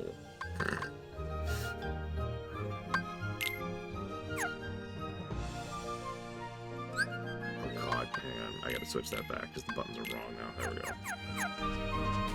There we go. Yeah, I don't feel like downgrading my controller hardware one. Yeah, I'm also trying to avoid unnecessary expenses right now. No reason!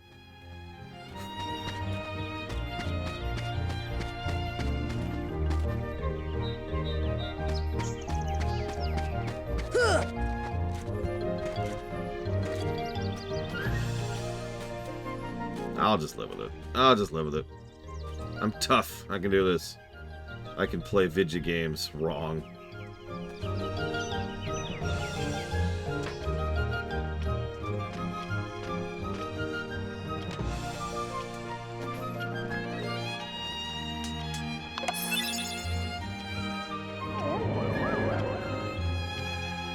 Oh, look what you found. Nice going. Now we can save Alice. Don't be so sure. She may be innocent, but what about you? What do you mean? I won't tell, but I'll give you something.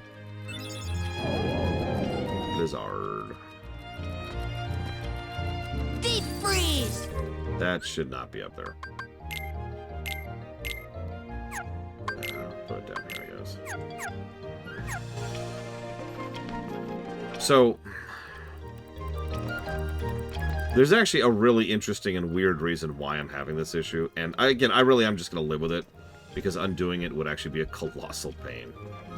Here's the thing. I use a PlayStation 3 controller.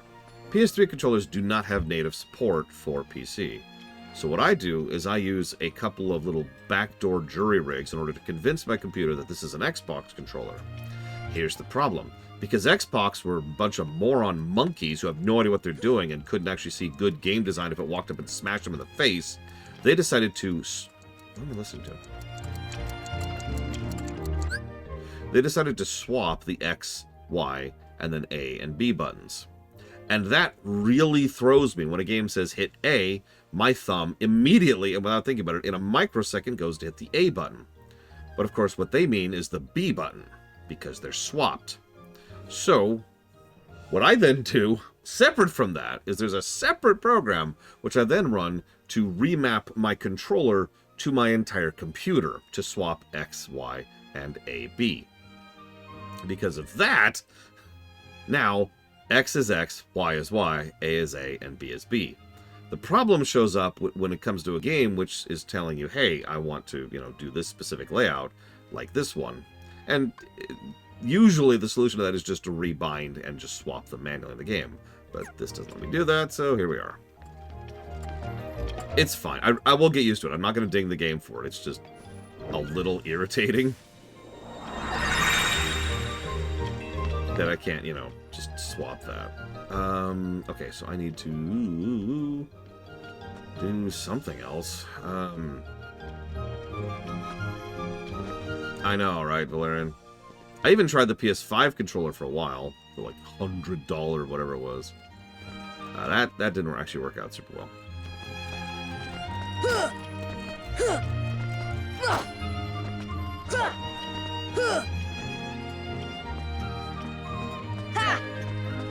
I also tried the X-Bone controller. That really didn't work out. Whoops. Yeah, okay, whatever.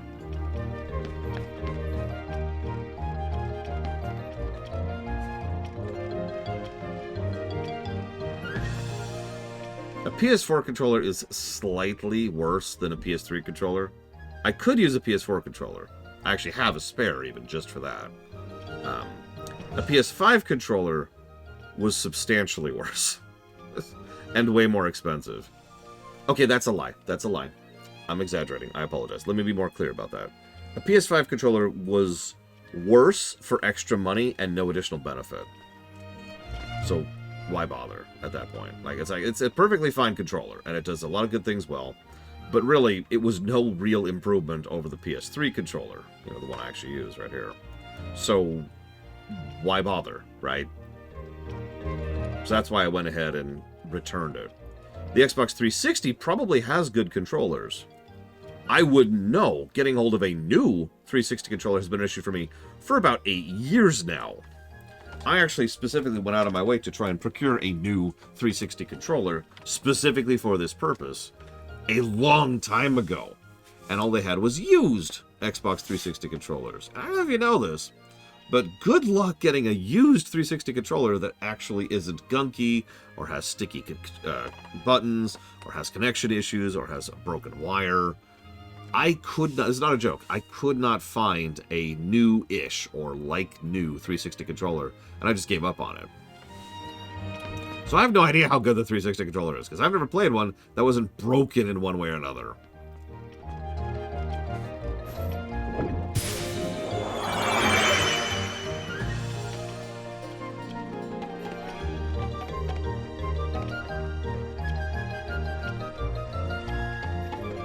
Yeah, exactly, Rex. That's why I tried the X-Bone controller, Luke. Because I figured, surely it'll be just as... No.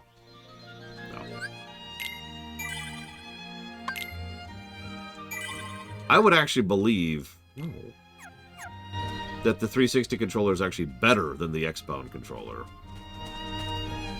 I wouldn't know, of course, but I would believe it. Right.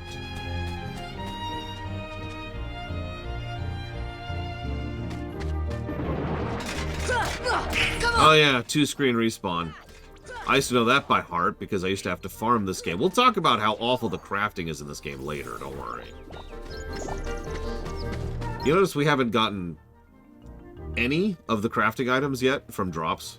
Literally 0.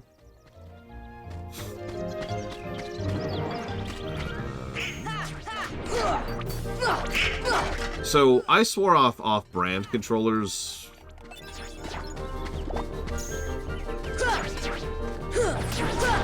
about 20 years ago. And, yeah, that's why I mentioned drops specifically, Rex. I'm sure there are some good third-party controllers, like 8BitDo, for example. But most third-party controllers, in my experience, aren't good. Like, they're cheaper, and they're cheaper for a reason. You know? This goes all the way back when I was... Yeah, 8BitDo is solid. I'm going to admit I don't actually hugely love the 8BitDo, but I actually do have a spare 8BitDo lying around in case I ever need a spare controller. And I've recommended it to several friends because it's solid. I'm with it. You're actually paying for some quality there, and I'm with that. But, like, some of those controllers, oh my god.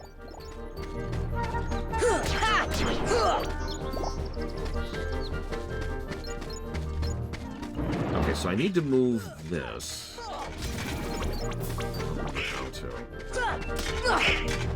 Oh god, you know what, Rax, just tell me. I'm stupid. I can't remember. How do I move this stupid rock? I also don't remember how to lift up the mushrooms over here. These mushrooms right here.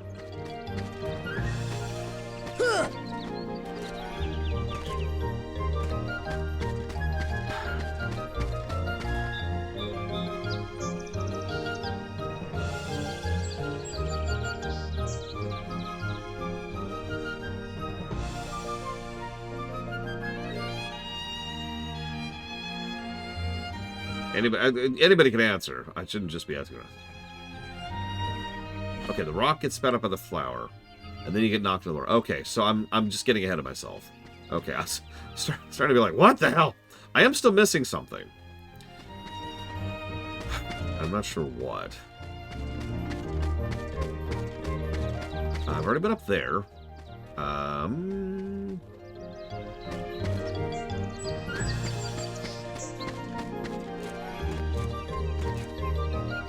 So, one of the problems with having a memory as good as mine, and I mean this with sincerity, this is not a brag, is I have a bad sense of time.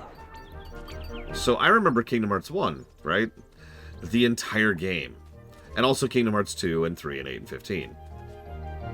Damn, can't do that right now. And as a result, they all kind of blur.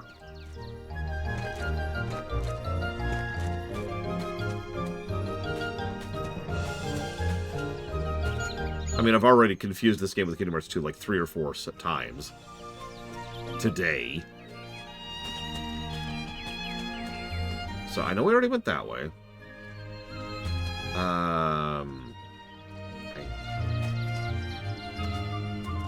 Oh, nice. Tell me how it is, Bragwin.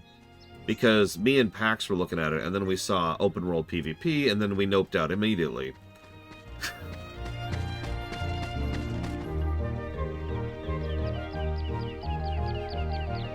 Fine, here, have a potion.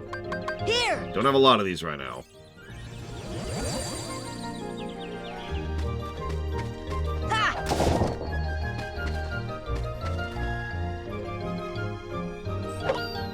But see, that's the question, isn't it? To both Giga and Bragwin. If the game's worth a damn, then hey, new co-op game.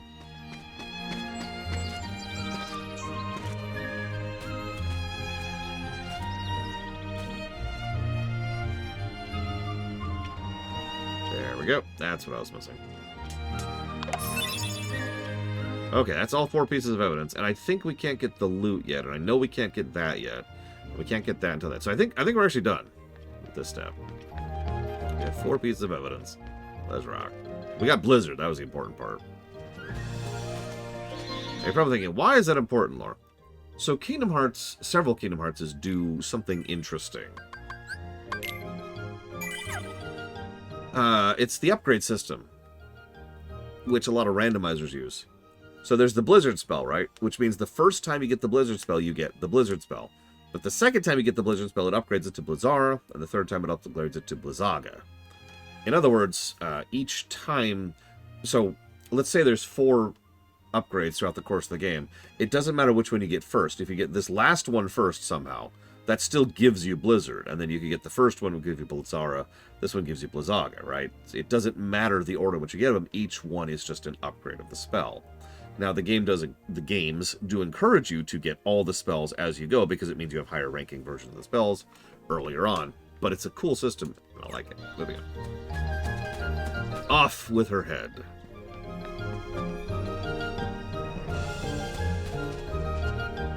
Who are you? I'm Sora. I'm Goofy. Pleased to meet you. Though I do wish it was under better circumstances. I'm sorry you get mixed up in this nonsense. That's fine. Monarchs, am I right? I mean, she even looks like Trump. Alright, now show me what you found. That's certainly a lot of evidence, but I'm not impressed. So yeah, this is the thing that was mentioned earlier by you guys. There's always 5 pieces of evidence. How many of them are yours and how many of them are hers is dependent on you. Which one? 1, 2, 3, 4, or 5?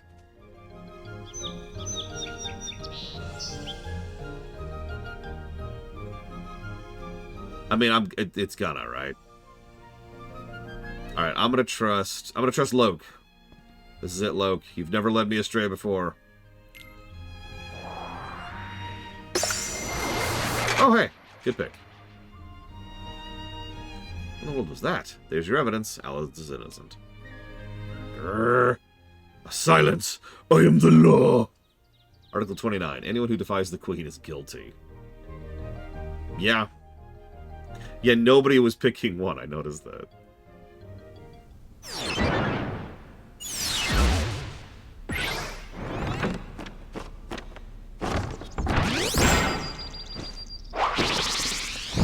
I love that combat thing of all the cards flying at us. Get them, you fools! Get them, you fools! Everyone with me! Everyone with me! Get them, you fools! Get them, you fools! This should help. Whoa! I was in the middle of using it, too. Alright, let's see what continue does to me.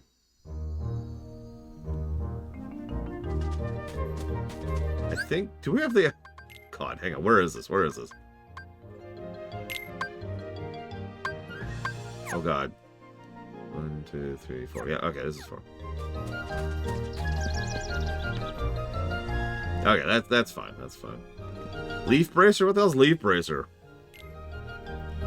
I don't even have cure yet. It's weird how long it takes to get cure in this game.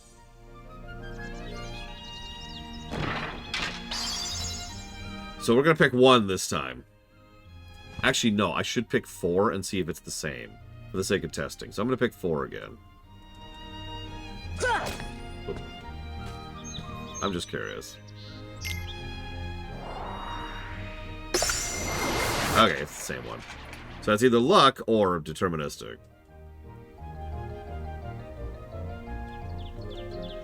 Alright, time to get them, you fools. Well, they are both already funded, Johnny. Pretty sure. I think. Can someone check if Deltarune is funded or not? You heard her.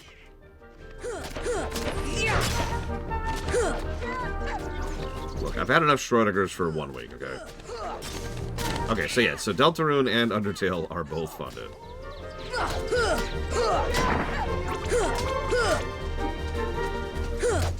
So goes towards dealer's choice. Thank you, Johnny. As always. Do you mind? Come on, game. Work with me. Ooh there. Deep freeze! Go away. See ya! Get them, you fools. Come on! How is this not dead yet? Come on! Get them, you fools! Get them, you fools.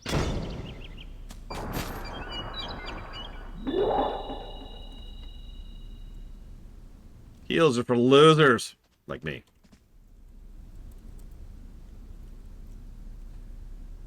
Don't worry, it's not as bad as Kingdom Hearts 2, which actually has some really, really bad audio spam. But there is some audio spam in this game. She must have gotten kidnapped while we were fighting. Get them, you fools!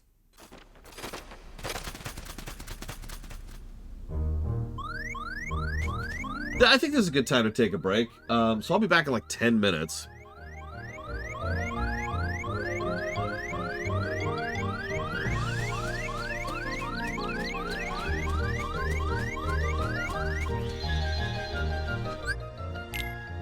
Now, see, if I was a real dick, what I would do is I'd say, all right, donate right now or I'm leaving myself at low health.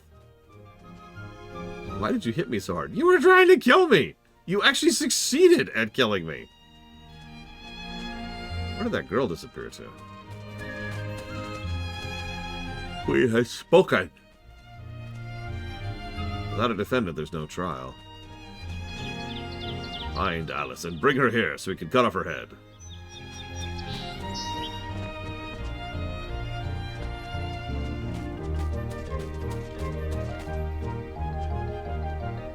Get up on the Hydra's back! Get up on the Hydra's back! Get up on the Hydra's back! Have you seen Alice? Alice, no. Shadows, yes. Where do they go? This way? That way? Doesn't matter. Left, right, up, down. All mixed up thanks to the shadows.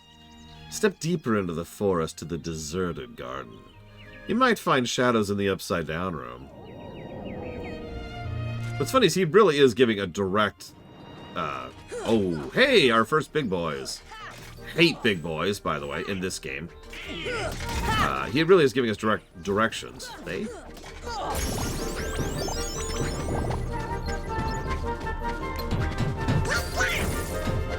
So they're invincible from the front. How defined the front is depends a little bit, and they've also got a second phase where they go berserkery.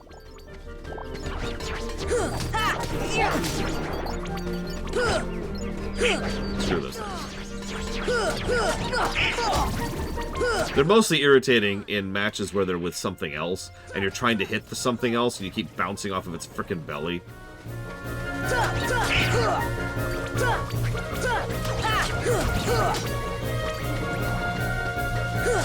Come on!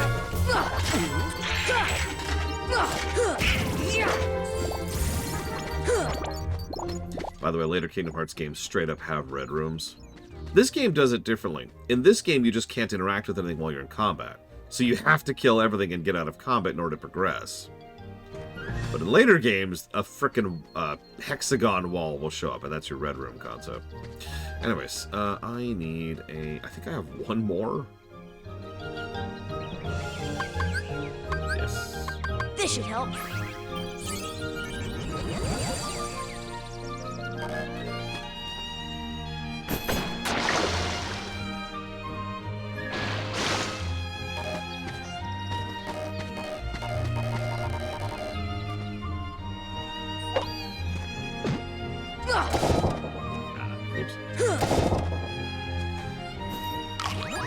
I believe the term goes back to some of the earlier beat-em-ups, and a lot of games use the red room concept. It's called that because a big red barrier shows up, preventing you from progressing. It's a standard of a beat-em-up. This goes all the way back to like the early 80s when beat-em-ups first got invented. You have to clear all the enemies to progress. That's the concept of the red room.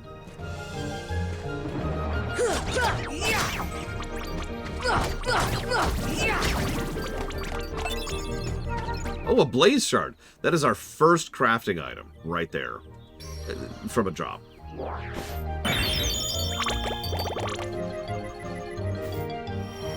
Like, think about any Devil May Cry, for example, or God of War had big red rooms as well. I don't have a push. Also, do not have lightning. What I do have is Dalmatians.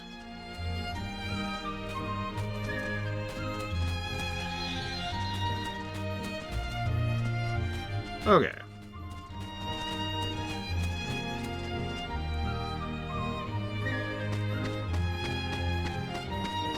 Yeah, I remember spending a lot of time farming Ultima in this one. Because you have to kill specific enemies to get specific drops. And because of how respawns work, you have to find a route through the stages in order to make them respawn at all.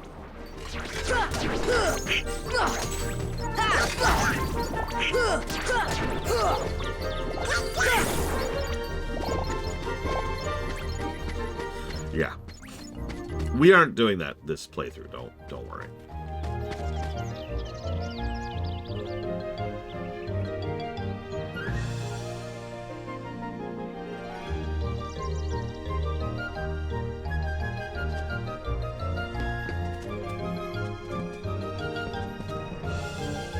I actually don't remember. What is Encounter Plus?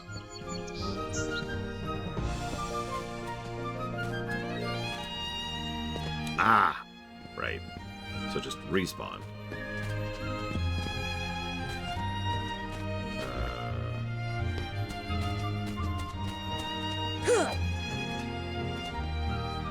A very merry unbirthday to you and to you.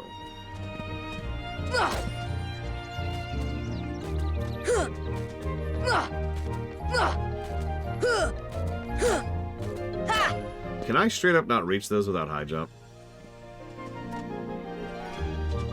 Real question, because I don't remember. Because there's the two over there, and there's the one over there. I know the stages, all of the stages encourage replay through, especially given what happens after Hollow Bastion.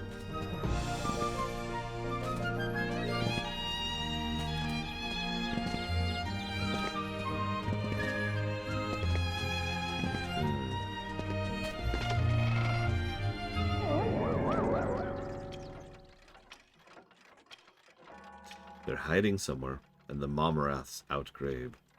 Want to find the shadows? Try turning on the light. Thanks. Thank.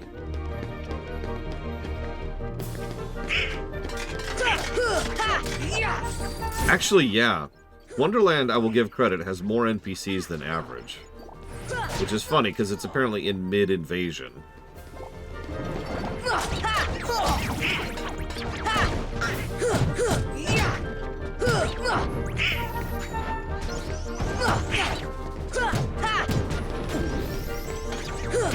Come on!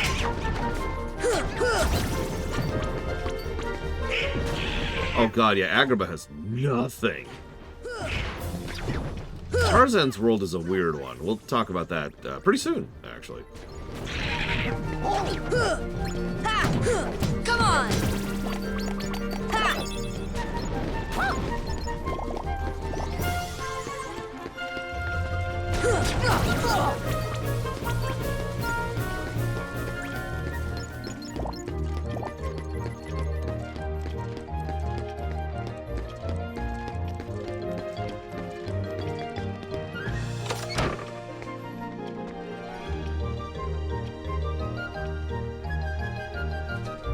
Yeah, we very coincidentally end up saving the Alice in Wonderland world.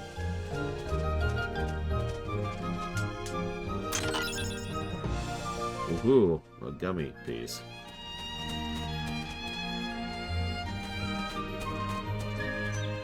Honestly, and without hyperbole, I think Kingdom Hearts 1 could use a proper remake. I know, nobody else would like that, and they'll never do it.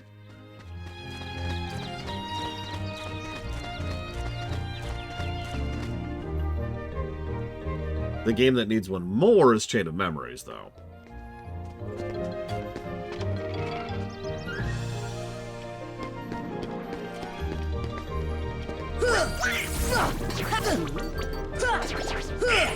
I mean, unironically, while Square would probably balk at that, I bet you Disney would jump at the chance. They love remakes and rehashing properties over and over and over and over and over. But at that point, I bet Disney wouldn't want to remake. They'd probably want a reimagining, and that I'm less sure about. Yeah, I could see Days needing it. If we ever review Days, which, I mean, we will someday review Days, I'm sure, that might actually get the second worst gameplay score of any Kingdom Hearts game. Days' gameplay is rough. And a lot of people remember the good parts of the story and forget the gigantic swaths of padding.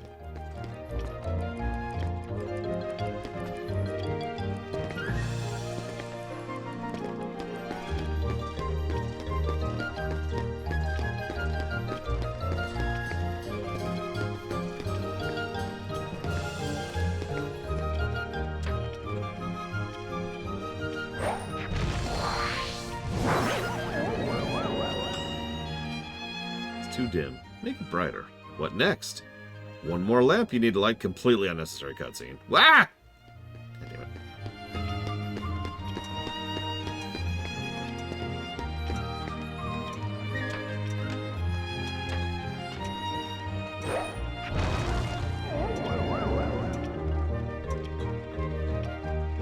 They'll arise in this room, but somewhere else. The shadows might go after the doorknob, too.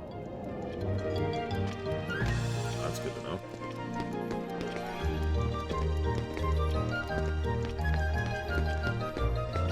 Also, something that Kingdom Hearts... How do I put this? I'm hypothetically with, but in practice not as with as I'd like to be, is they like to change up their alternate leveling system every freaking game. And 358 is probably the best example of them just saying, like, alright, let's just... I don't know, Tetris. Let's just do Tetris leveling.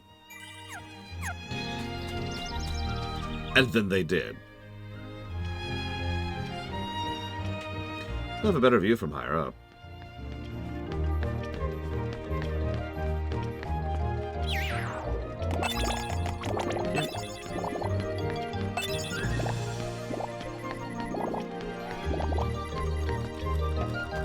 Like, it's worth noting, I actually like several of the alternate leveling systems. Birth by Sleep and 3, which uses a variant on Birth by Sleep, are both systems I rather enjoy. But 358 makes me go... But that's the cost, right? That's the detriment, the penalty of experimenting, is every now and again the experiment doesn't work. I'll be right back.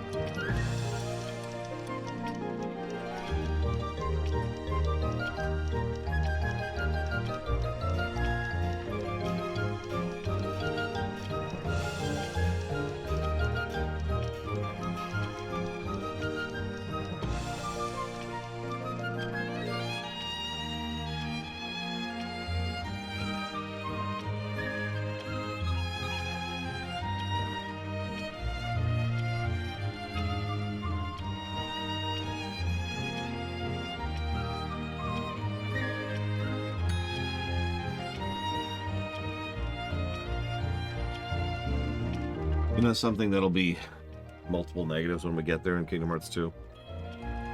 The forms. No, really. Think about it. Here's something really cool and awesome that's fun, interesting, and enjoyable to play as. Have it for about 3 seconds before it goes away. Oh, you want more of it? Oh, no problem. Go grind your face off. And I mean, grind your face off. So, let's see. Proud form is hits. Wisdom form is heartless kills. And I don't remember what was... the yellow form, master form, I think, is picking up the limit things. Like, you have this amazing, awesome gameplay feature. Yeah, the final form is nobody kills, which you quite literally can't do until the final dungeon. It's the FF7 problem.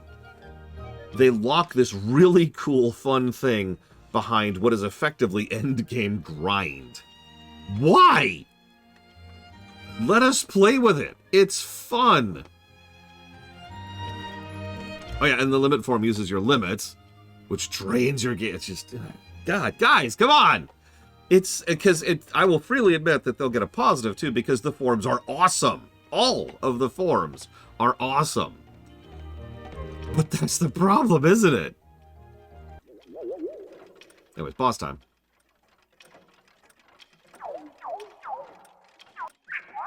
Are you prepared for the worst? If not, too bad!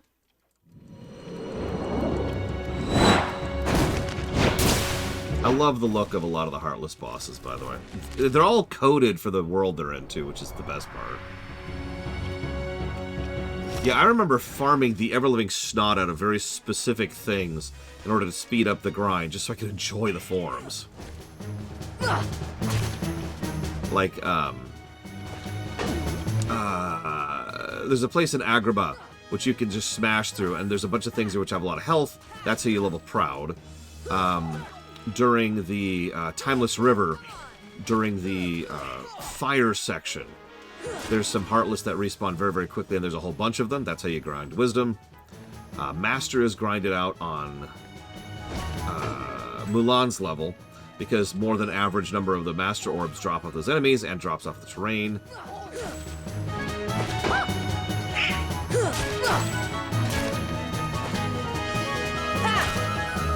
Obviously, you grind up Final Form in the last dungeon. I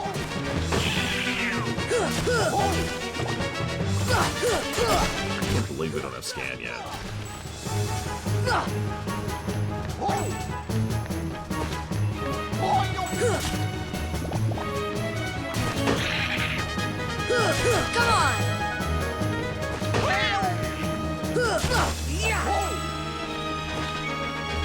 Come on! I like it the second time through, Mizuno. Does that count? Hi, Zar. Come on!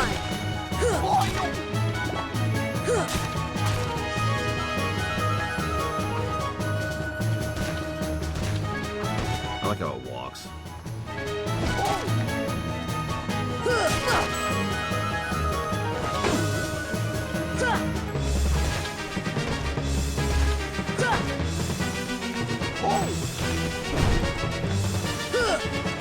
Could you not be on fire? Is that an option? No? Okay. Come on!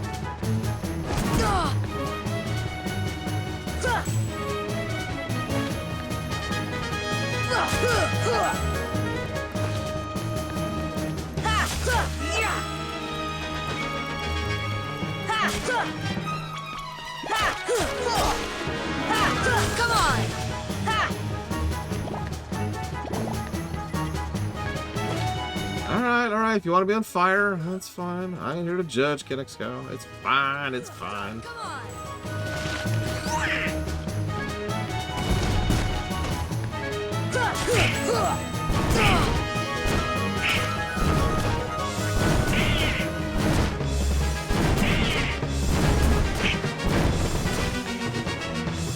Hey, you're fire went out. That's not even a euphemism. Your fire literally went out.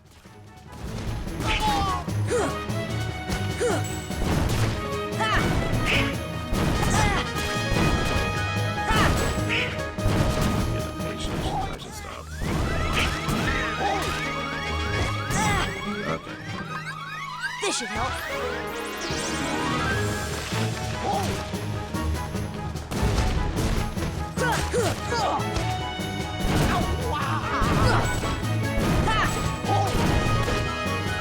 Good morning, Pokemibo.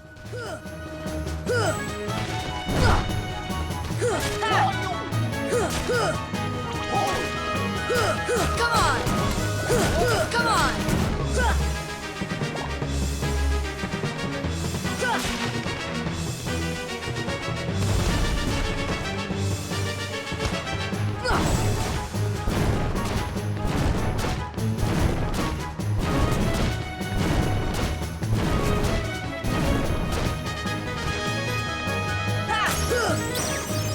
Hey, learn scan.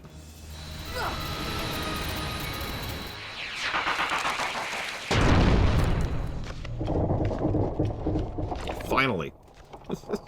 2 bosses in.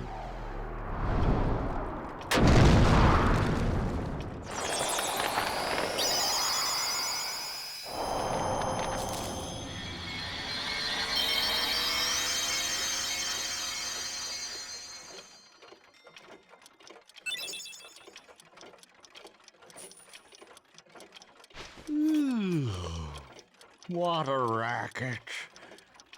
How's a doorknob to get any sleep?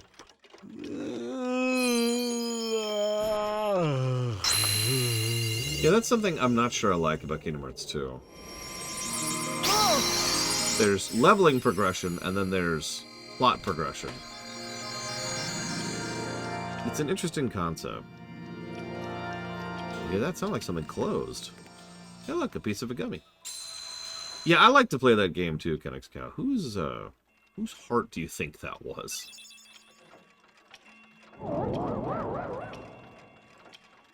Splendid, you're quite the hero.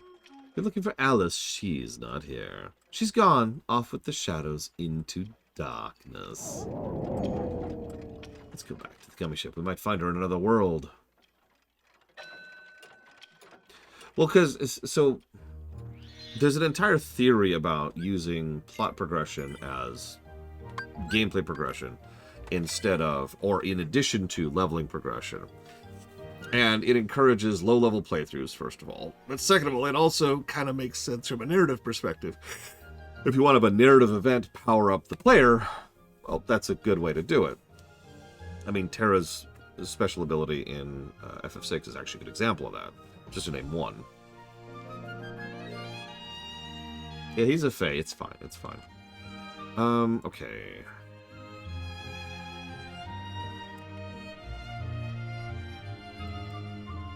Hazelier, thank you for the sub.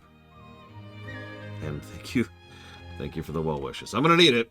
It's gonna suck. This is a ripping the Band-Aid off kind of a thing. Hopefully the new place will be worth it. I'm not gonna lie, in an extremely selfish way, I don't think this move will really be a positive thing for me. But we're not moving for me. I'm worried about the kids. No. There we go. Okay, let's get out of here. Wow.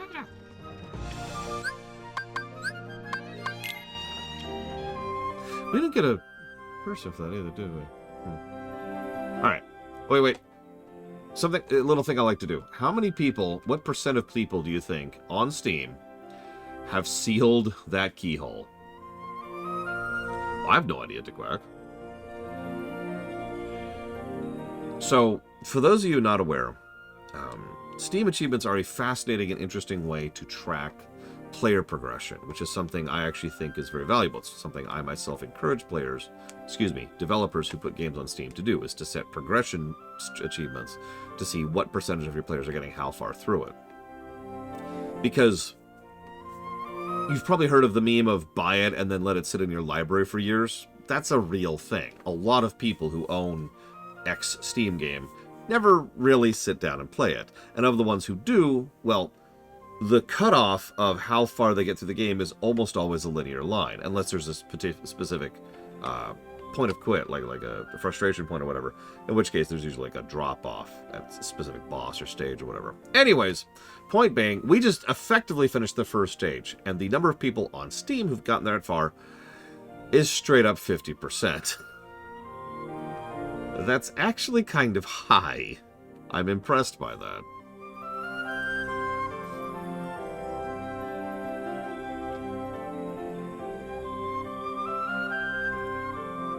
To use a bit of a contrast here. Let's see. Trying to find a good counterexample here. Here we go. Let's do this.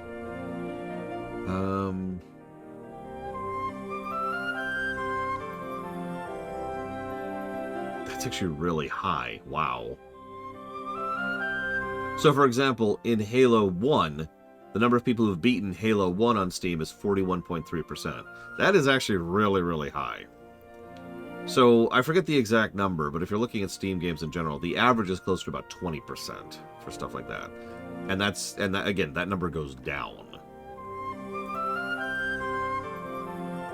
So yeah, 50%, that's pretty high. I'm honestly impressed by that. I don't think I have anything else installed right now that's really check-worthy. Yeah, I don't. Whatever. Let's get rid of that.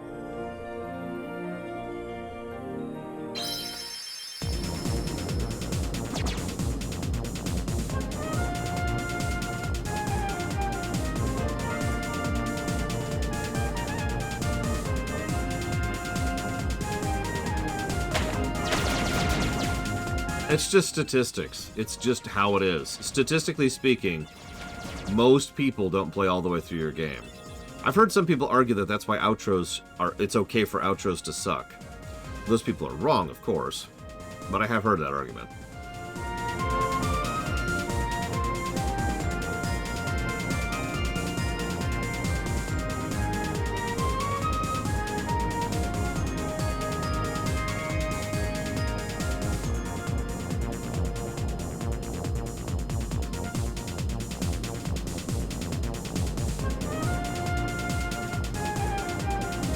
Intros do have to nail it. Time to quit is a very real concept that I did not come up with a term for.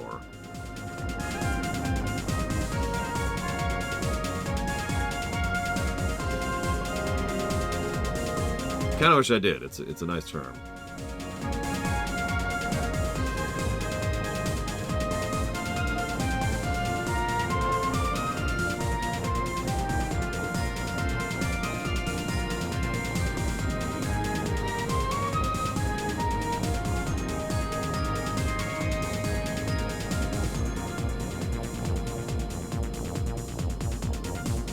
So anyways, negative for the missions.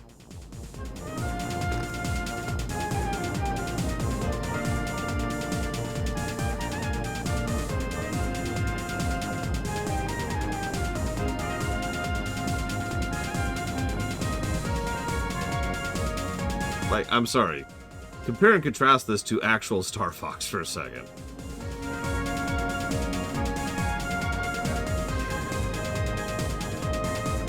Hey, Donald, maybe King Mickey's down there. In a backwater place like that? No way. Let's move on. Hold on, Riku and Kairi might be there. Let's check it out. Forget it. We're on an important mission. Just land. No. Come on. Ah, phooey. We're landing.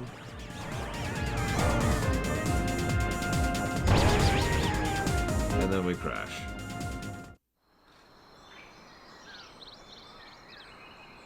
Correct, Von Falkenstein. Whoa!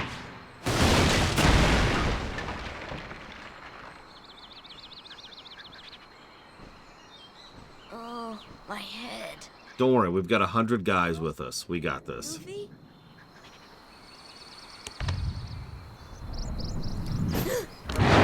So, okay.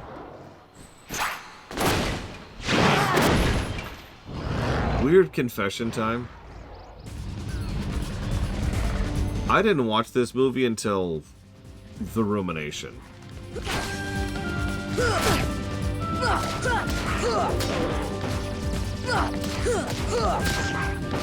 So, a lot of this makes a lot more sense now.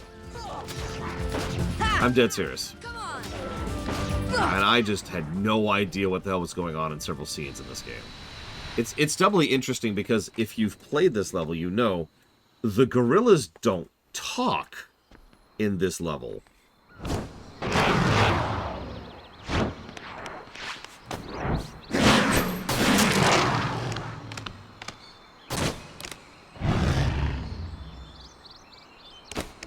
No, there's a logic to it, Jesse's Mask. It doesn't make it good. Sabor. Danger. But it makes it logical. Thank you. Thank you. What is this place? This place.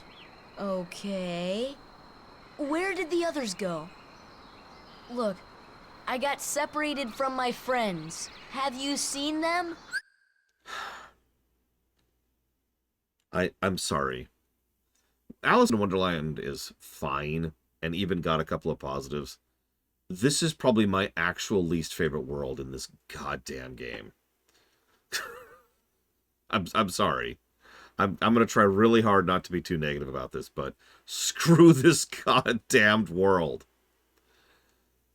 Like the first thing we start off with is Sora being an idiot, and then also doing the talk louder thing to convey, hey, I know you don't speak my language, so if I say it louder... Worst world in the entire setting? Oh, geez. Let me think about that for a sec. Is there another world in the Kingdom Hearts franchise that's worse than this? My first thought is Frozen. Because Frozen was bad on both axes, if you remember. And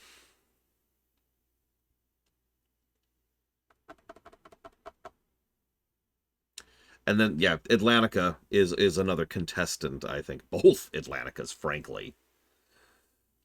I know, Rax. So, like, we've got the Atlanticas, we've got Frozen, we've got Deep Jungle, we've got Monstro.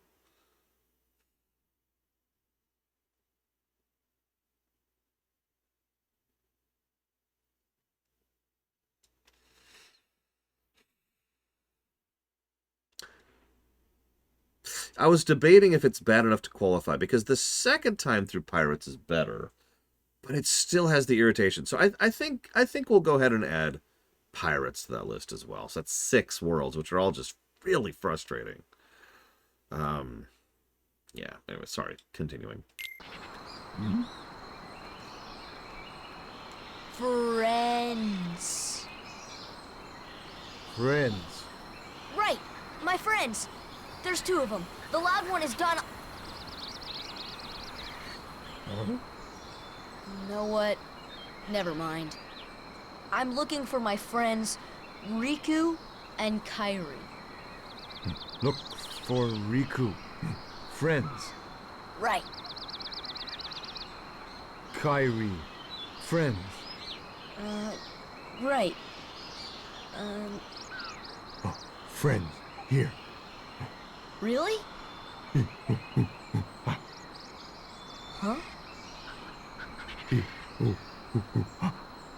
Friends. Here. Not sure I understand, but show me. Take me to Riku and Kairi. Tarzan. Tarzan. Go. And I'm Sora. Tarzan go, Sora go.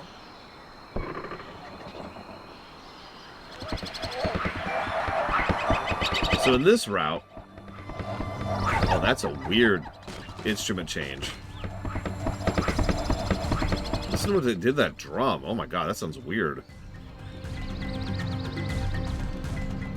Meanwhile... Where are we?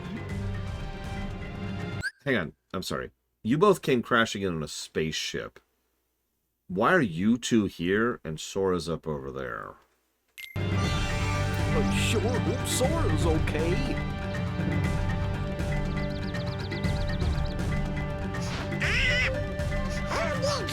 I like the new woodwind.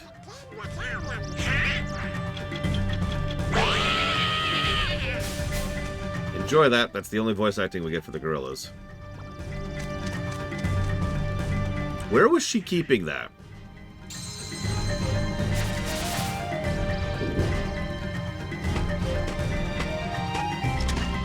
Also, isn't this actually Brian Blessed?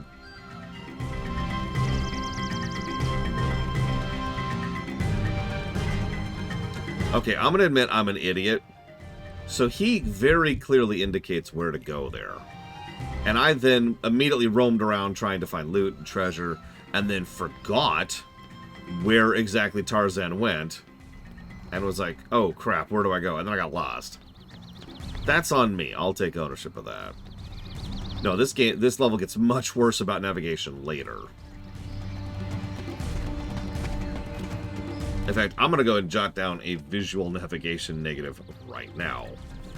Because one of the problems with this particular world is there's nothing indicating what connects with where.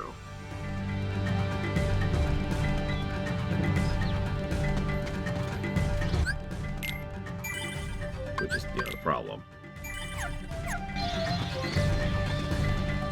I'll probably give a brickwork positive. I do like the visuals. I'm going to jot down a map. So, okay, let's talk about temporary positives. It's when I give a game a positive and then change my mind immediately. No, what do we think about temporary party members? Because in my experience, they're just your main party members, but worse, and so I always feel de-incentivized to actually use them. With one very notable exception in Kingdom Hearts 2.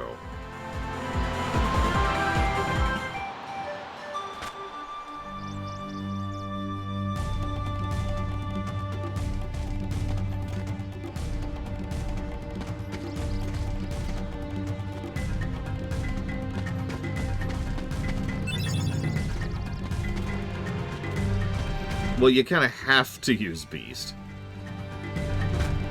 Yeah, Kingdom Hearts 3 is the one that actually nailed it, because Kingdom Hearts 3, you had temporaries and mains at the same time. Flavor's valuable, but... So, in my opinion, they made the temporary party members kind of suck. And that's really the problem, is that they kind of suck. And it's worth noting that they're going up against Donald and Goofy, so that's really impressive.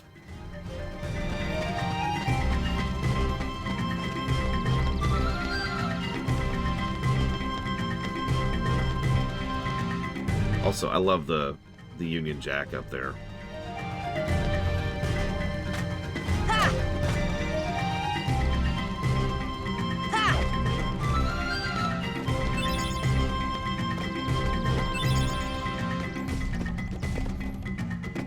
Yeah, that's true, Xavier.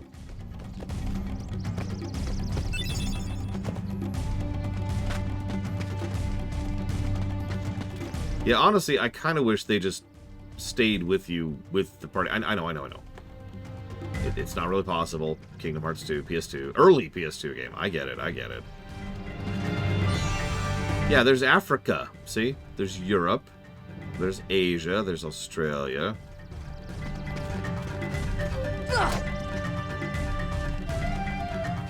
And there's the Americas. See? So... it doesn't make sense. Moving on is really the simplest way to summarize that. Some of these are supposed to... The whole idea is that each of these are a shard of the original central world of the Realm of Light, and the problem is they wanted to base this off of Disney properties, and a lot of Disney properties are based off of Earth. Peter Pan is based off of Earth, kind of. The Hunchback of Notre Dame, right? So the problem is, where the hell's Earth? Now, this could be made to make sense if you think that every single one of these individual worlds is in fact the size of a world, as opposed to what is effectively a shard. But honestly, it makes a little bit more sense if this is all fair, for lack of a better way to put it, very fairy tale. We can still make that make sense in logical storytelling. It's actually really simple. You know, they have memories and ideas and thoughts of Earth and the rest of the world, but it's not there. It doesn't exist. If that makes sense. they are confined within the limits of the shard. Chain of Memories even kind of toys with this idea and plays around with the concept of, oh yeah, we're totally in Agrabah as you're going through the levels of Castle Oblivion, right? And it's very obviously not Agrabah. Perception filters, right?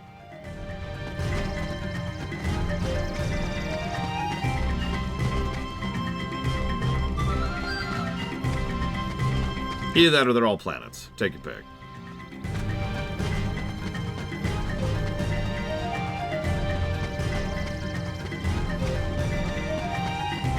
Yeah, exactly, Rex. I know that Castle Oblivion is kind of different, but it's not that hard to presume that that is literally how the shards work. Because they are shards. Like, I'm not making that up. That's not interpretation. Each of these are a shard of the original realm. Shard. Hey, Ross.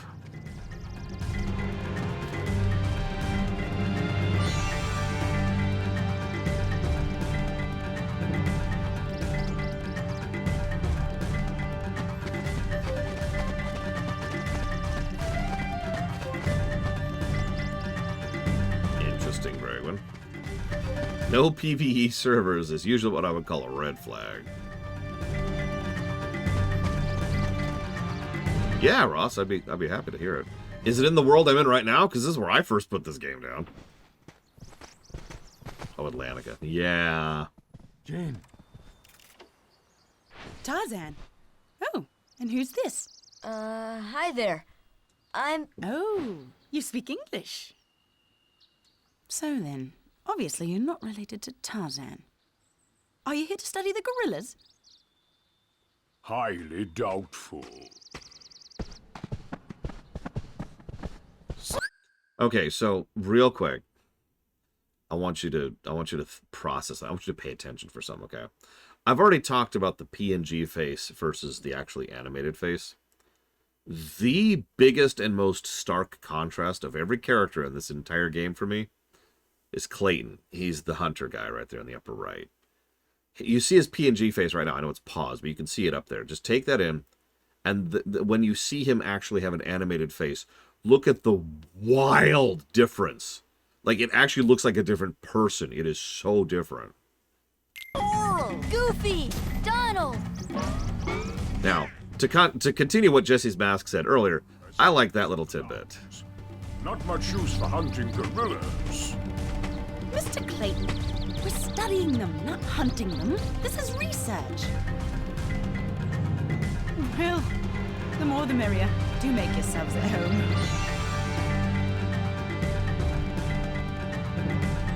Well, anyway, I'm staying. Huh? Sora, look what we found. Look at this.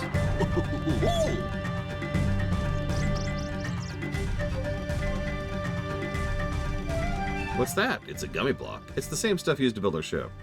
So that means the king could be here. Fine, I'll let you tag along. For now. Yeah, you know what? Tarzan, immediately get out of my party.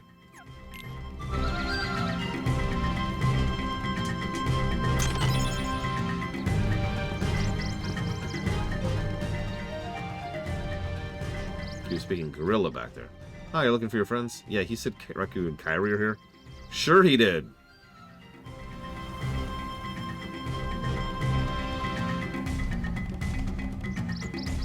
What's wrong, Sora? Nothing. This place just looks so familiar. It looks very... I'm not going to make the joke.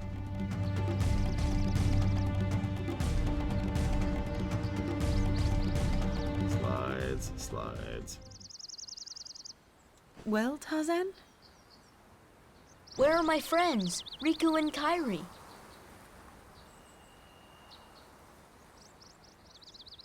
Hey, I thought... That leaves just one place. Young man, we've been in this jungle for some time now. But we have yet to encounter these friends of yours. I'd wager they're with the gorillas, but Tarzan refuses to take us to them. Really, Mr. Clayton? Tarzan wouldn't hide Then take us there. Take us to the gorillas. Gorillas.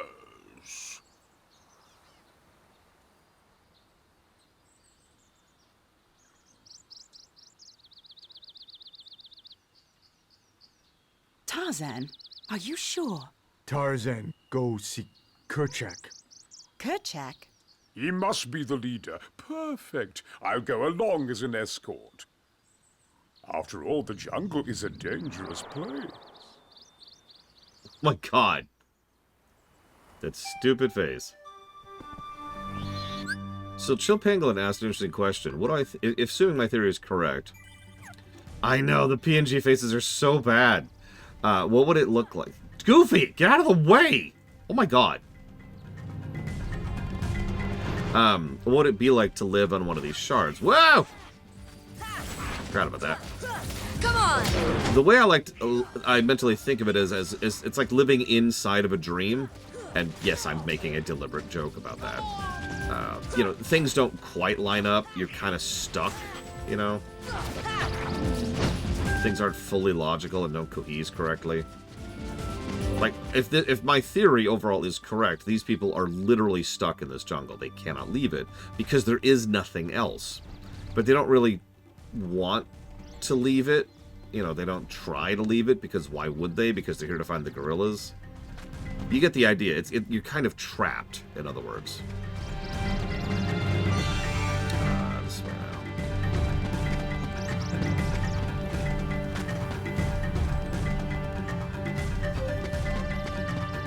Why is there a globe? Because there was an Earth. Like, that's such a silly question. Why would you ever dream about a globe inside of your dream? It's because you know what a globe is, and it's because, hypothetically, you're not actually thinking you're in a dream. You're thinking you're in the real world, but you're not. You're in a sliver of the real world, aka a dream. That's a strange question, DeQuack. I'm afraid I'm going to have to kill you now. Stab! Alright, DeQuack's dead. So, let's go ahead and do this. I don't remember if there's any point in this right now.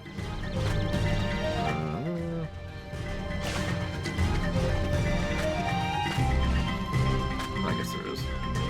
Yeah, it's like Groundhog Day, except you don't recognize it.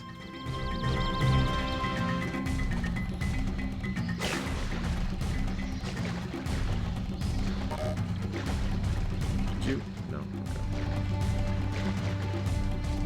Okay. Like, that's the important part, is you don't recognize that you're stuck in the dream. Because if you did, you'd freak out and try to get out. Instead, you're just there. That's just your life.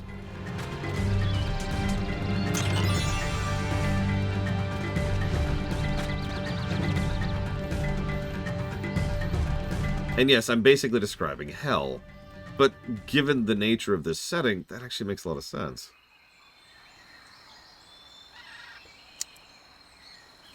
Kerchak, please listen to me. I know the nesting grounds are secret, but I trust them. Okay, real quick, I just want to admit, this cutscene actually confused the crap out of me when I first saw it. You see, I want to help them. Because, well, they need us.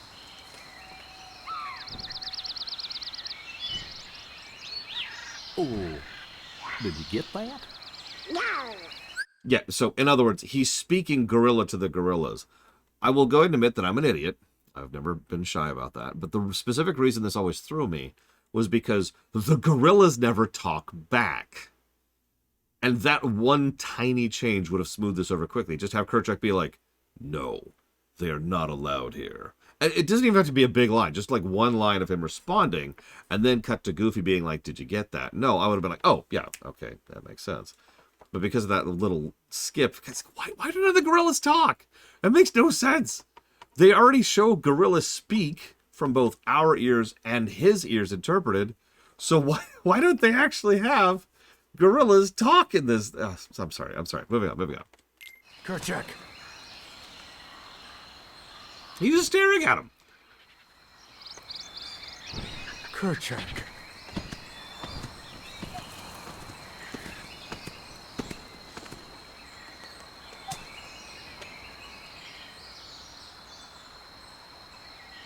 He seemed sort of distracted by something. Was he looking towards the treehouse? Okay, once again, I will admit I'm an idiot, but this is your guidance. Get back to the treehouse. That's your next step, is getting up to the treehouse. This whole world is very scripted, and you have to do it in a very specific order, as all of them are. But, some of these are a little question marky. Yeah, actually, that's a good way to put that.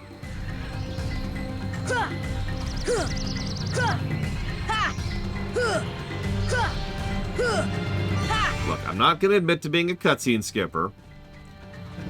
I don't really have a lot of excuses. I think I just kept getting distracted by going and getting optional side stuff and leveling and, you know. And then I'd be like, oh, where am I going? And that was always the answer was, Not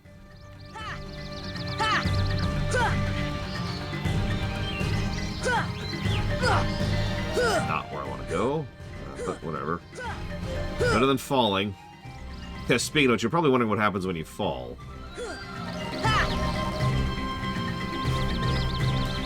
So you remember these irritating jumps?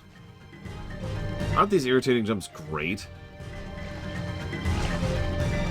Well, every time you fall, you gotta do these irritating jumps again. And this is my final defense of myself and my stupidity, is every time I failed at that frickin' vine section, I would fall down here and have to do the irritating jumps again. And then start over. I've seen worse. I'm exaggerating slightly for comedic effect. I don't like this stuff level. That's not an exaggeration. But I've seen worse, and I don't think it's going to be a super negative. It's just, I think, there's a reason I think this is one of the worst stages in this game. That one over there. Sorry, I already got this. Pay attention, Mark. Pay attention. Actually, yeah, Jesse's Smash, that would be a really good, solid change for that.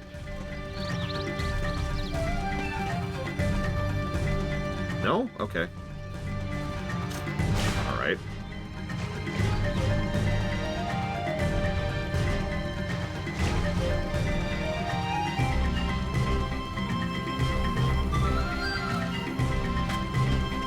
I thought I could hit the reaction command in midair. I was wrong.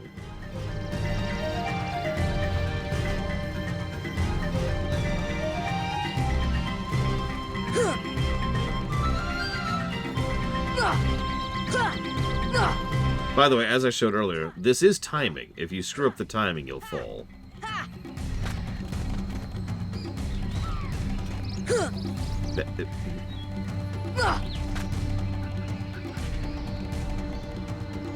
What am I doing wrong?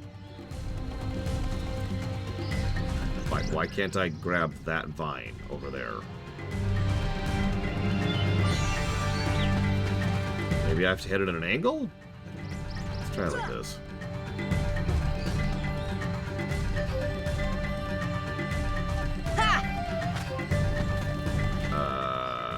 Okay. No, I'm right. That's the path right there.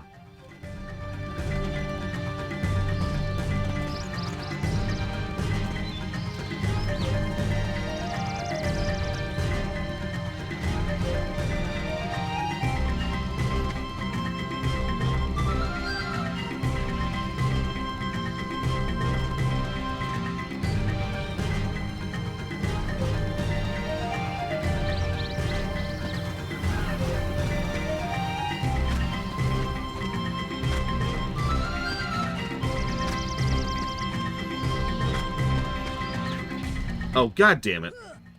I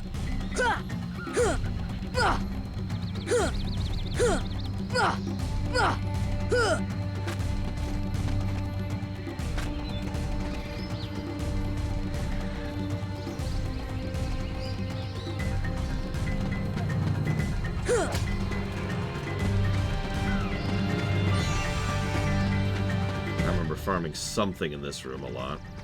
I think it was the power shards.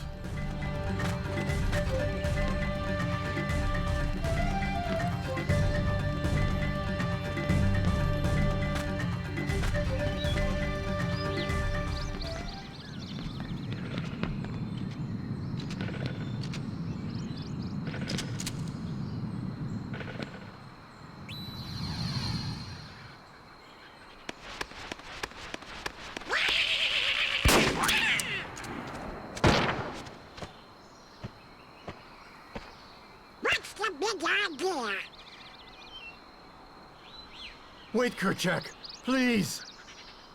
I don't know why, but that line has lived rent-free in my memory for years. The way he says that is just so unique. Wait, Kerchak, please. I love it. You don't understand. I was only trying to. Ah, a snake slithered by. You see, I saved that poor gorilla's life. You're using a double barrel, dude.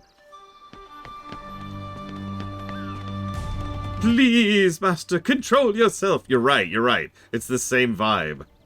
Please. No, that's Brian Blessed, the Earth. Oh yeah, this jump. Okay, I'm sorry. Anyone else ever have trouble with this jump right here? The trick I used to use was this. Oh, hang on. Oh, it didn't. It does not work anymore? Oh my god. Huh.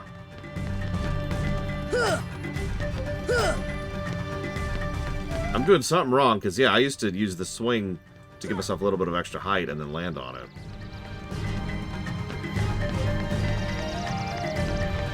It is very good. I actually know what you're talking about. Let us know.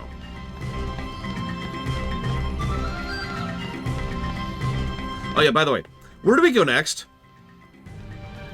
I swear I'm not trying to beat down on this game. I just want you to understand why I hate this stupid stage. Where do we go next?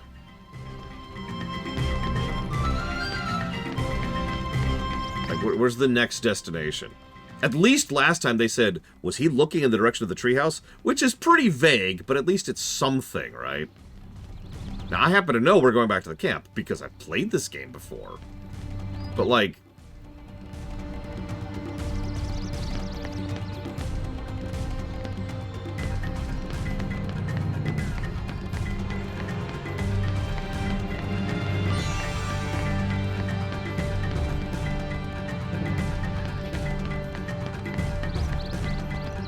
Yeah, by the way, we are literally just going back to camp, which, if you remember, is where we started.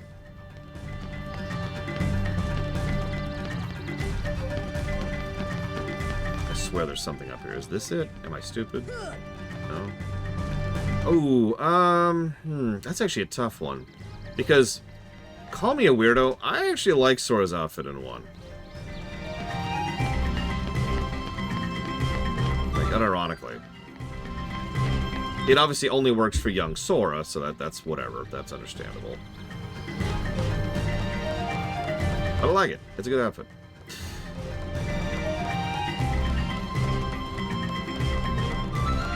Admittedly, I haven't played this game since the lore run. 9 years ago. God, that's a weird thought.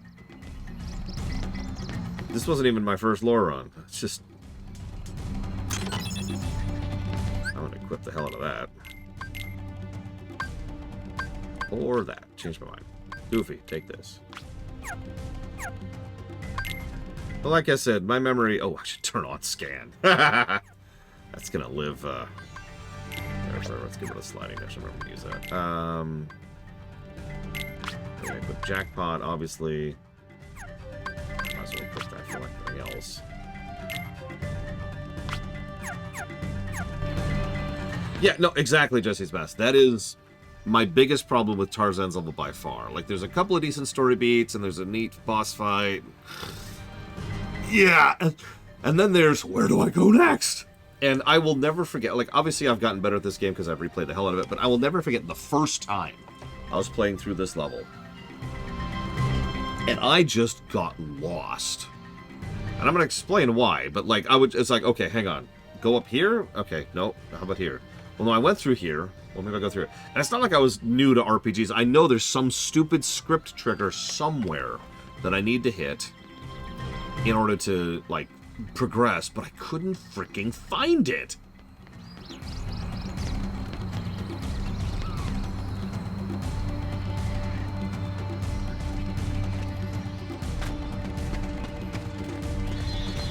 God damn it.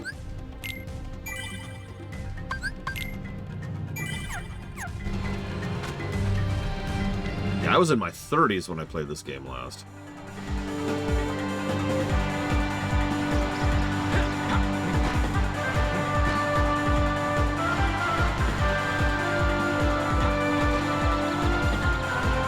You like minigames, right? Kingdom Hearts 2 hopes you like minigames. Birth by Sleep hates you and hopes you like minigames. Look, I love Birth by Sleep. It has the worst minigames in the franchise, I'm sorry. Oh, so we're here. Oh, but there's nothing here. Well, I'll check this way then. Maybe there's something this way. Oh, hang on. There's, what's his face again? Her face? God, I don't remember.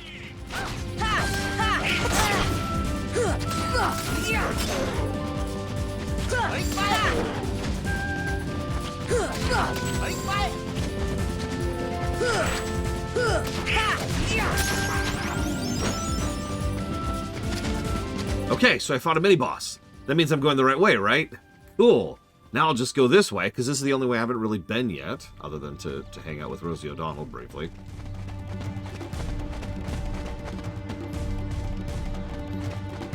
Okay, there's nothing over here. There's nothing over here. Okay, we'll go back. And I want you to imagine younger me going back up, all the way back up to the treehouse, and trying to figure out where to go from the treehouse, and then coming back here, and then going back up, and then going back here, and then going back up. The answer, if you're wondering, is you have to go into the tent.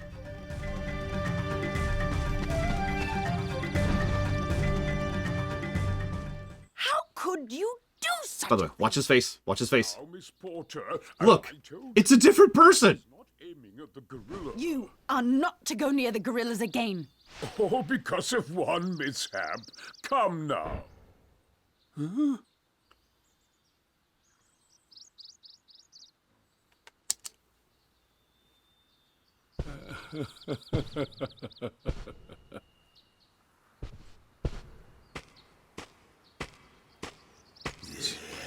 What am I doing with these imbeciles? Blasted gorillas!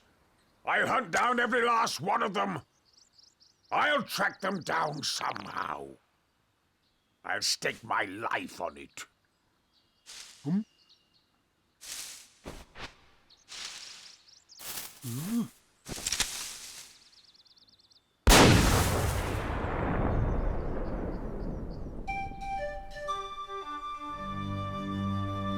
Oh well, I guess that was nothing. Let's go and save.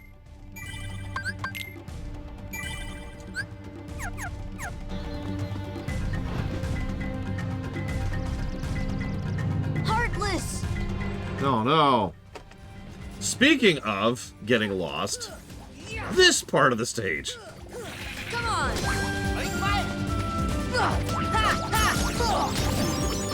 Yeah, why does Sid have to have a frickin' toothpick? Let the man smoke. Just don't do it near me. That's all I ask.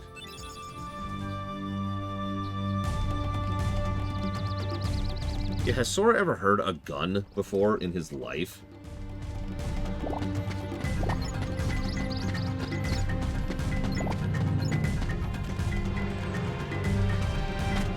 Yes, I know. You can make an ether. Yada yada. There we go.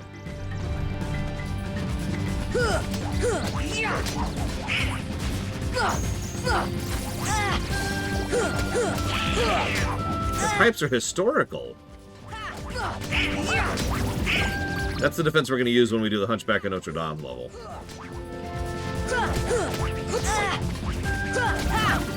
And the inevitable Pocahontas level. Which you'll notice they've never done.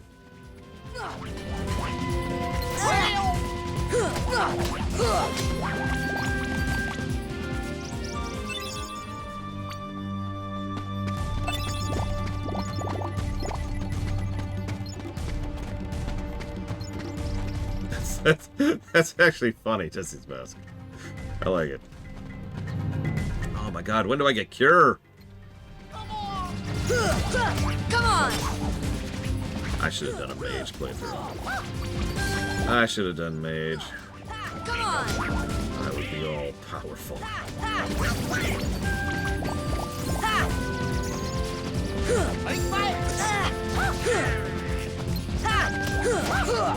Yeah, I do like how sword and then anything else kinda sucks a little bit.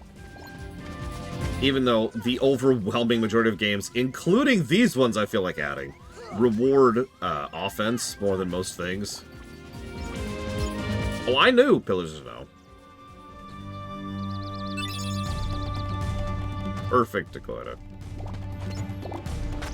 Don't worry, no one will ever care about doing a rerun of that terrible game. And why? Because this is a review, Pillars of Snow. Like, be real for a second. How many people would pick shield or staff over sword?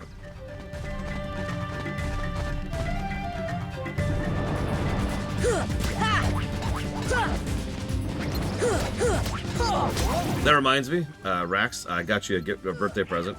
It's a thing of deodorant. I'm sorry, that's mean. I apologize.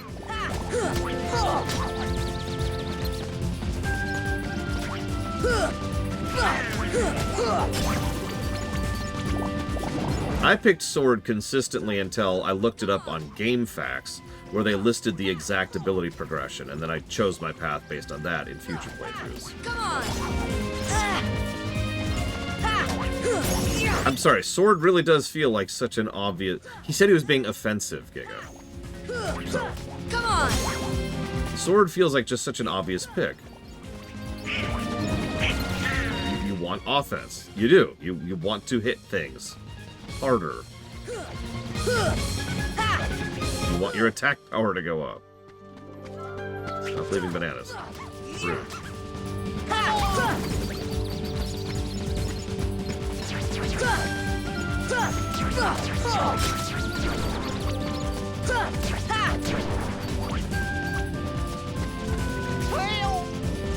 Listen. I know you have no sense of smell, Giga.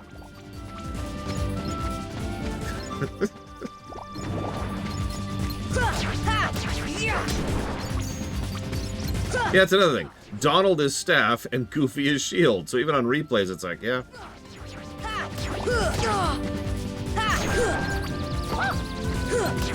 Come on!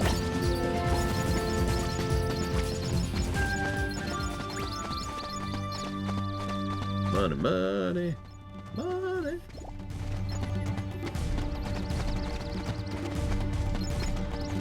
Okay, so anybody who hasn't played this game before, everyone else shush.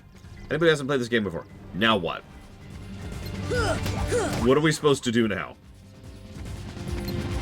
Come on! Come on!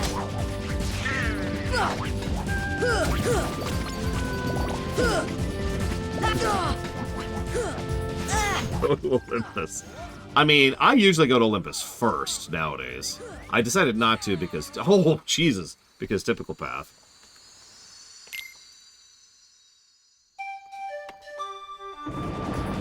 The point I'm trying to reach here is that the game tells you, for the second time in a row, by the way, absolutely nothing about where to go next.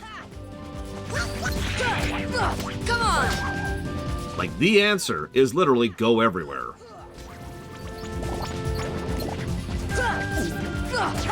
Come on! Yeah, there's only, I think, like a couple of spots where dying really sets you back. So I'm feeling a mid-mission checkpoint positive for that.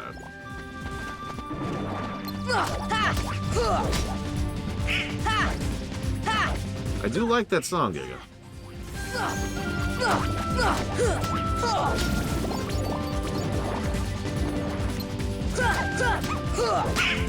So here's the problem with the go everywhere thing. For real, let's abandon joking and humor and positivity and decency. Let's just get down to brass tacks. The problem with the go everywhere approach is you have to do something with your level design to inform go everywhere.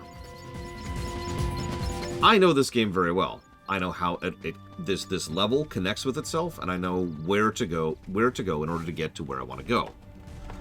But you need to think about it from the perspective of someone who's playing the first time, who may not have that kind of spatial awareness, who may or may not have paying that much attention about what connects to where, and may or may not remember about what connects to where. Right? Yes, this is the Oblivion remaster. Yeah, like, exactly, Aurelia. Breath of the Wild is a pretty good go everywhere, because you really can. Or, like, Oblivion is a...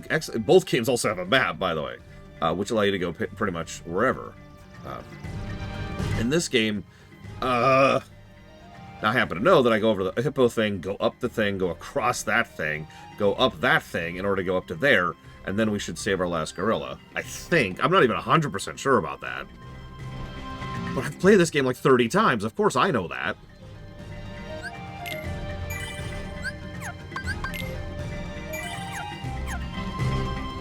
So let's get that in. And yeah, exactly. If there was a proper map, or even like just some kind of zone indicator map, right? That would have helped tremendously.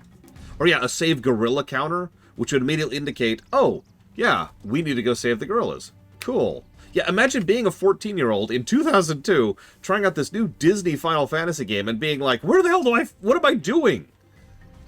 Until you save, like, the second gorilla, you probably haven't even properly divined that your current quest objective is save the gorillas from the Heartless. Because nothing anywhere indicates that. Sorry.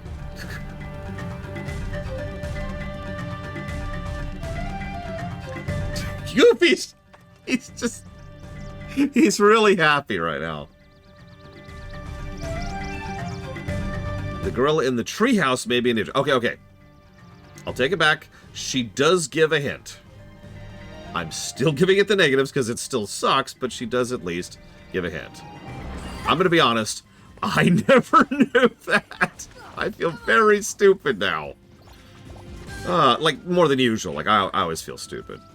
You know what? Actually, that's a good point. Resident Evil 1 on the PlayStation 1 has a better map than this. You know what game has a better map than Kingdom Hearts 1? Final Fantasy X. Same studio. Possibly a different team. I'm not sure. And a year earlier. Now, yes, I know FF10 is a corridor fest, but it still has a freaking map. And it still has dungeon design. I can't believe that. I cannot believe she gives hints. That's astonishing. I don't think I've ever talked to her. Jesus, Pillars of Snow. Just schooling me here. Pillars of Snow coming from behind with a steel chair.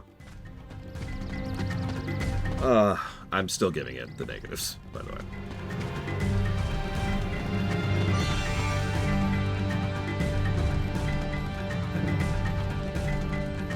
I gotta talk to women more. I'm sorry. Didn't even think about it, man. I just, you know.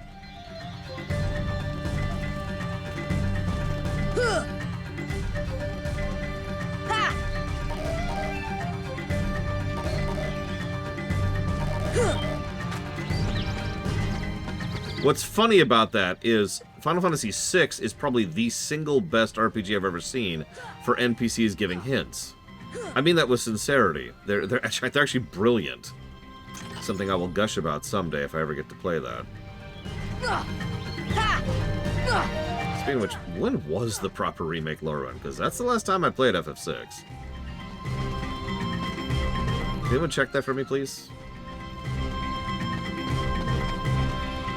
Is leveling important for MMOs? No. I have argued several times that WoW could just abandon leveling. It wouldn't change anything. Furthermore, Guild Wars 2 has abandoned leveling, and it hasn't changed anything. I think Guild Wars 2 has other issues. Ahem. Doom, the Dark Times.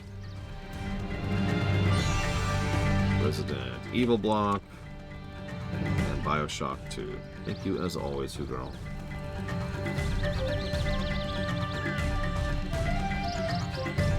I mean, level design should inform direction, right?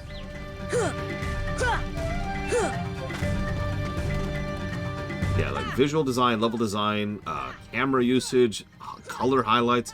One of the things that Metroid games live and breathe is telling you where to go next without anybody telling you where to go next.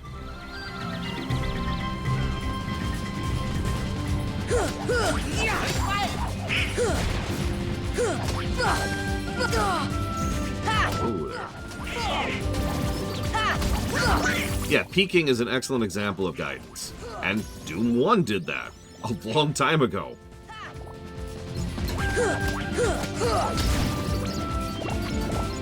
That's fair. I don't think I've ever actually played the original anyways. Jesse's bounce. Ha! Come on!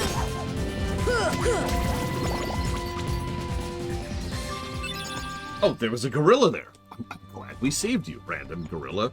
That has the exact same model as every other random gorilla. Camera.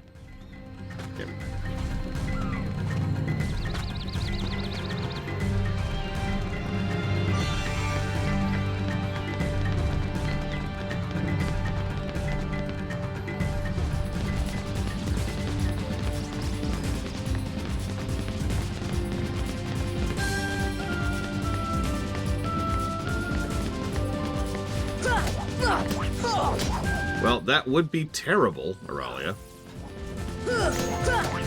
You need to have new kit as you progress through an MMO. Even Guild Wars 2, which I remind you, has no levels past 60, which was vanilla, has you get new stuff in new expansions. You need something. Anyways, I don't mean to be exaggerative. Obviously, I have played worse games with worse levels and worse guidance on this show for review purposes. I'm just trying to justify the negatives that I am giving, because I know this is Kingdom Hearts 1, and if I don't defend every negative like it was my newborn child, then I will be ripped to shreds by everyone in chat. Yeah, I've reviewed Starfield. Come on. Okay, so I think that's all of them?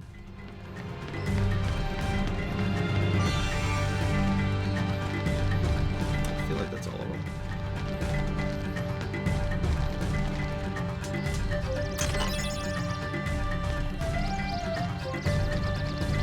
Yo, you owe me lunch if it's not. It is, though.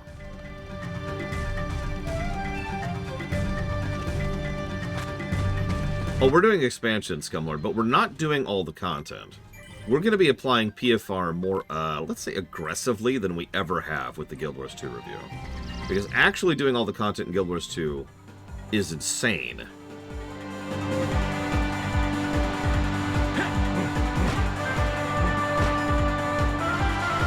I know it did, Mr. Red. And that's why all those other reviewers are trash. Oh, much worse, Rax. Much worse. Legitimately. I'm not actually being facetious. So we're gonna, like, showcase a little bit of what hearts are. I know that sounds strange in current context, but it makes sense, I swear. So we're gonna showcase what hearts are. We're going to do the MSQ, obviously. And I might try to show off dungeons. And that's actually going to be it, right there. Oh, and some of the big meta events, obviously. Only specific meta events, though, not all of them. I'm not going to do the Centaur charge, that's crazy.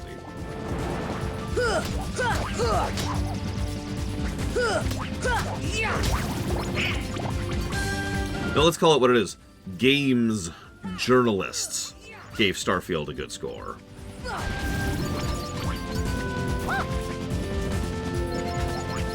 It's going to be pretty chonky, Mr. Axe, but, like, yeah, no, that's probably, in terms of time, that's going to reduce the length of the run by 75%. Easy. Ha! Come on!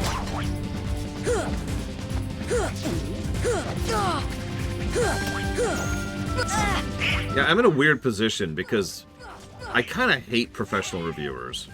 Well, no, that's not quite true. I hate professional reviews. Oh my god! Getting bodied over here.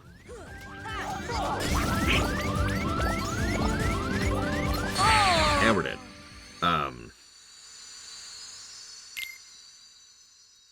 But at the same time, I feel very bad for them because their job sucks. Like, I would not want to be a games journalist. Alright, Rax. I want you to review Starfield this week. We just got our advanced copy. Now, listen. Bethesda has been pushing an increase in their ad SEO on our site recently. That means we need to make sure that this gets at least a 7 out of 10. So whatever you put in the document, make sure it gets at least a 7 out of 10, okay? I need that on my desk by Thursday.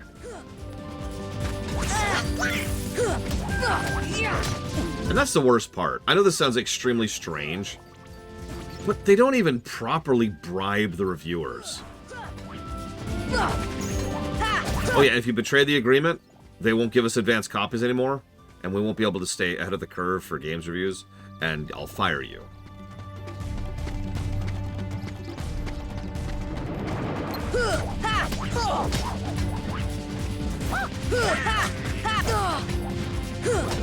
Come on! Stuck on the wall there.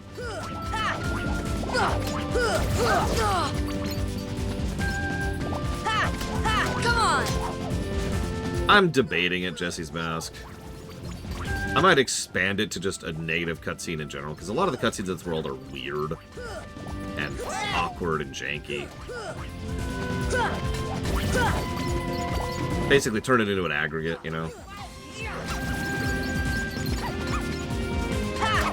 I'm debating it. I'm debating it. I can be talked out of that negative pretty easily.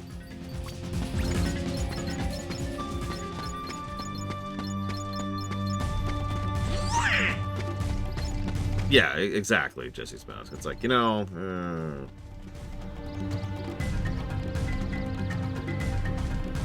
Yep, binary. 10 out of 10, or 0 out of 10. So yeah, I think I will restructure this. Let's do this.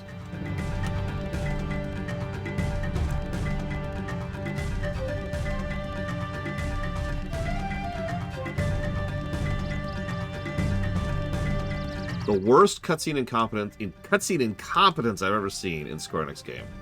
I feel like that's FF14 somewhere. I love that game to death, but the amount of times we just stand there and watch as, like, the villain gets into the invincible crab monster in order to destroy the universe is really high. I know talking is a free action, but they get a lot done while we're just sitting there like...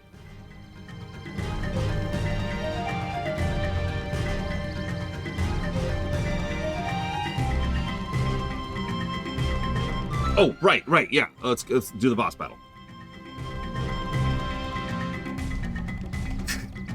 There's, I've heard a theory posited several times, which I don't agree with, by the way, that we deliberately allow the enemies to, like, do their evil plans, because it makes more of a challenge for us.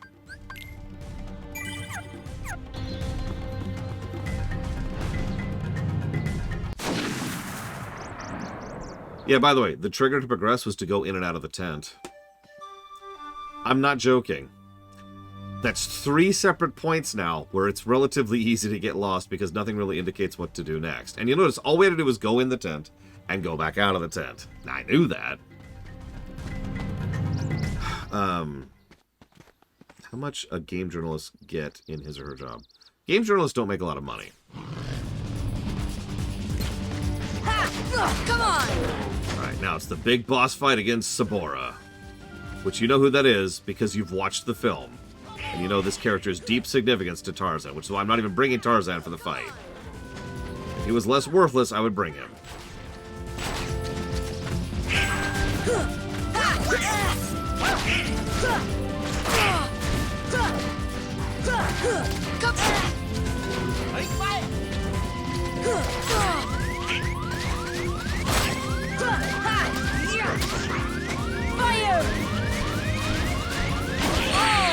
Oh, wow. Almost.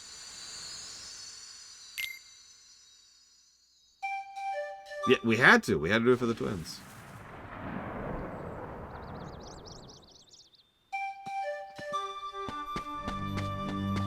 I do agree that Dream Drop Distance, Sora is not super great. See ya!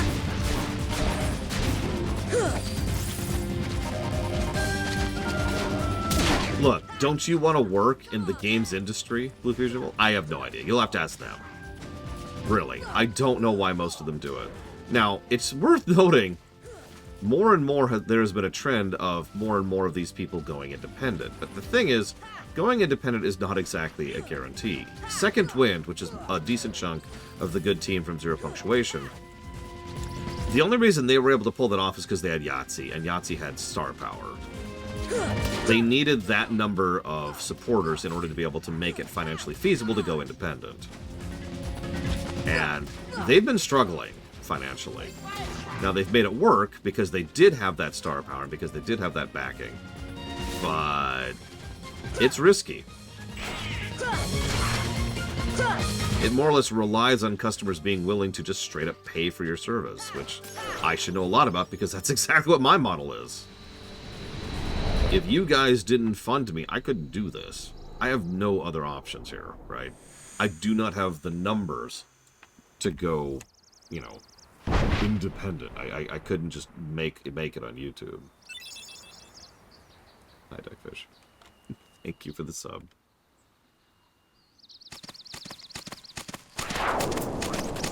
Weird cutscene is weird.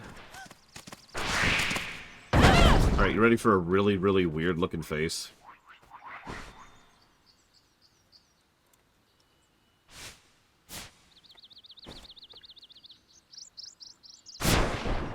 Ready for it? There it is. Look at it. Look at it. Look at it. What? They're coming right for me. And I got that down, Duckfish, for Oblivion R, Signalis, and the Star Trek 25th anniversary. Thank you. Come on! Slap shot? What the hell is slap shot?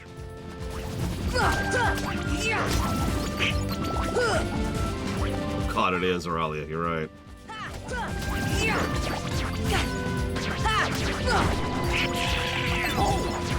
Hey, a lucid chart. That's like 2 dropped crafting items we've gotten the whole game. I'm actually shocked. That is higher than I was expecting. Although we do have one of the loot increasers on right now, so that might be part of it. Okay. Here! I ain't risking that. Come on!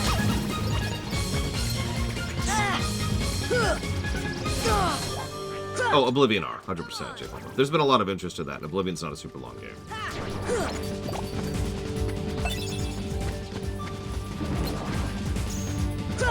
Come on!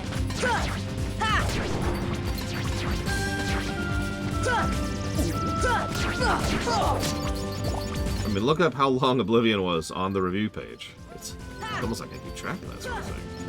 Stop dropping money.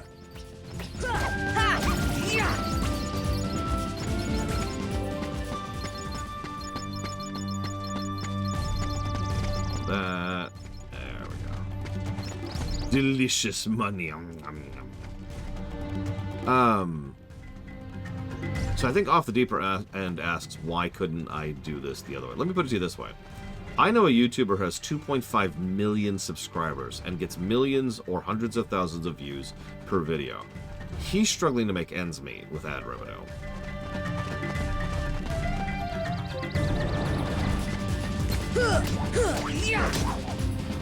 Yeah, YouTube pays absolute peanuts. You need millions of views to be even close to viable. I'm lucky if I manage 1,000. I do not have the audience base for that. Now, I'm not complaining. You guys are awesome. But it is a simple financial fact that if I wanted to go and make money without you guys directly supporting me, I would be physically incapable of doing so. I would make like $30 a month. And I don't know about you guys, I can't make that work. Because YouTube is worse. Because the entire what? Because the entire economy is worse right now. No, 60 hours. That's about right.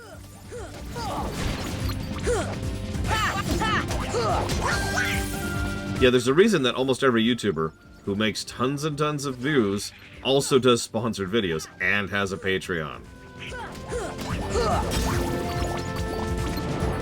That actually used to be true Off the Deeper End.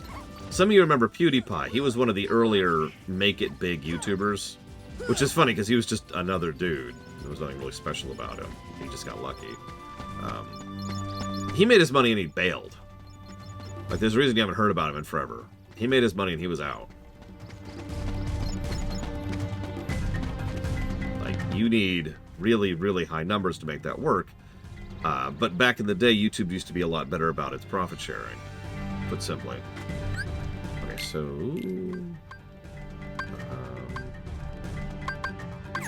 I want jackpot. Let me guess me.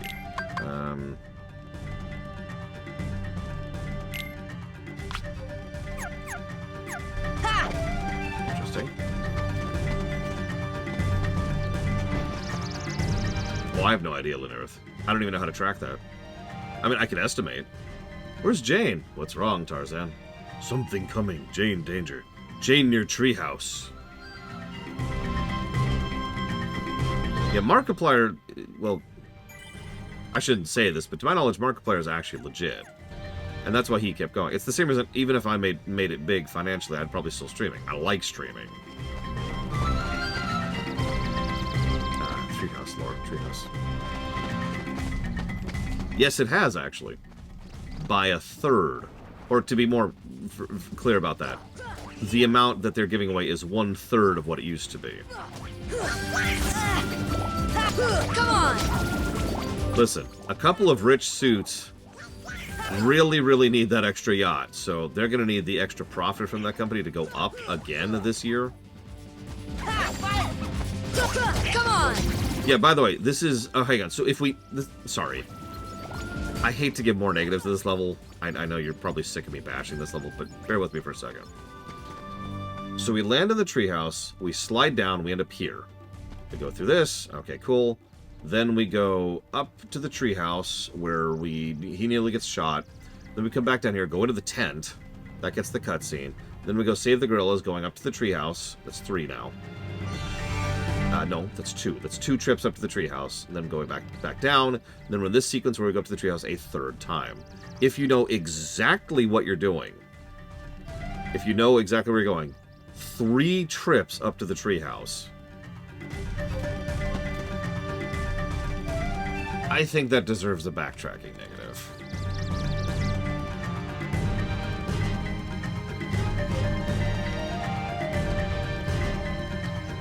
That's actually a good question, Jesse's Mask. I don't know. Because you're right, like, Shepard in Mass Effect 1 at least still has a functional brain. And has some good witty stuff in Mass Effect 2.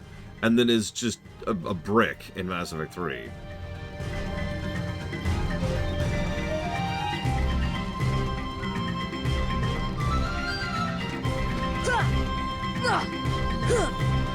Is it legal for the government to mandate YouTube to share more than bonus? Yes, actually.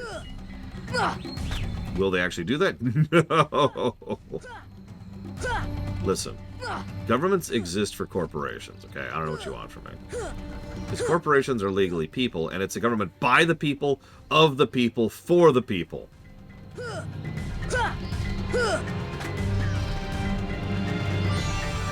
That's true, Shimmy Gamers.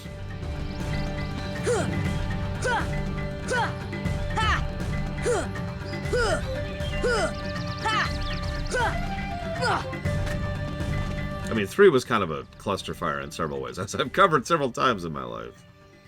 Tarzan! Yep.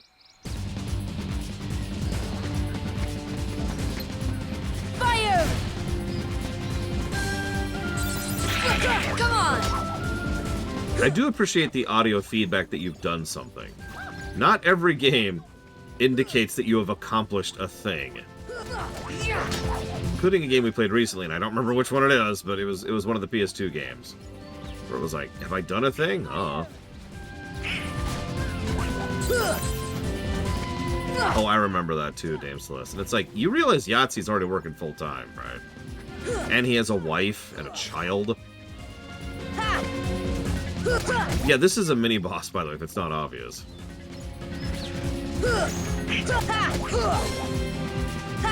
I mean, if Nojima's the guy... I get my names confused, but if Nojima's the guy I think he is, he's bonkers in terms of his writing.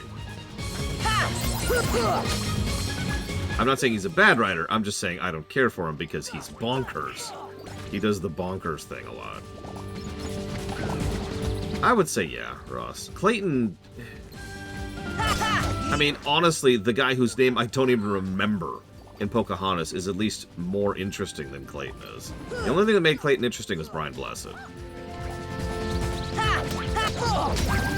Okay, it is Nojima. I'm thinking of the right guy.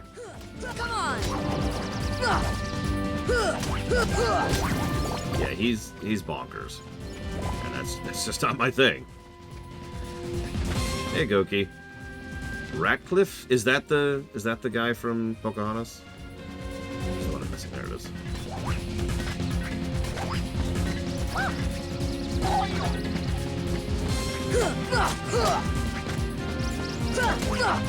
Go away so I can focus.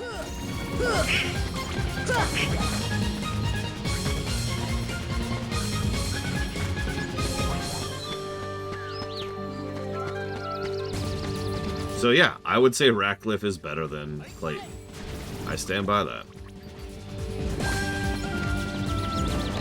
Ratcliffe is yes, gold. Clayton is I like hunting gorillas. That's his thing.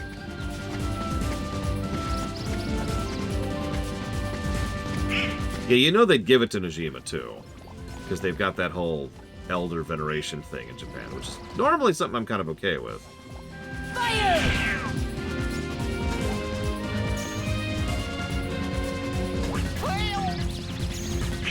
Fire! Favorite Renaissance villain? Honestly, my knee-jerk thought is Jafar.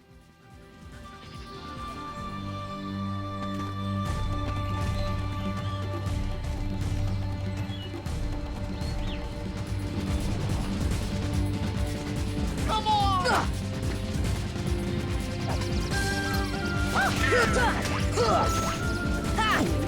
Can I? God, I don't know. Whatever. Come on! I am also quite fond of Ursula. She is unironically a good example of a non-standard, I can remember if I had to hit all those small flowers or not. Of a siren.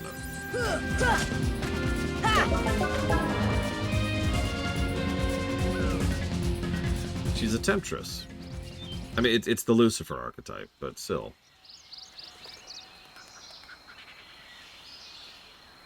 Clayton came to the tent, and that's the last thing I remember. Clayton. Gorillas trapped. Turk ran. We must help the gorillas. Gorillas. Okay, we must help the gorillas. All right, guys, where do we go next? Fire!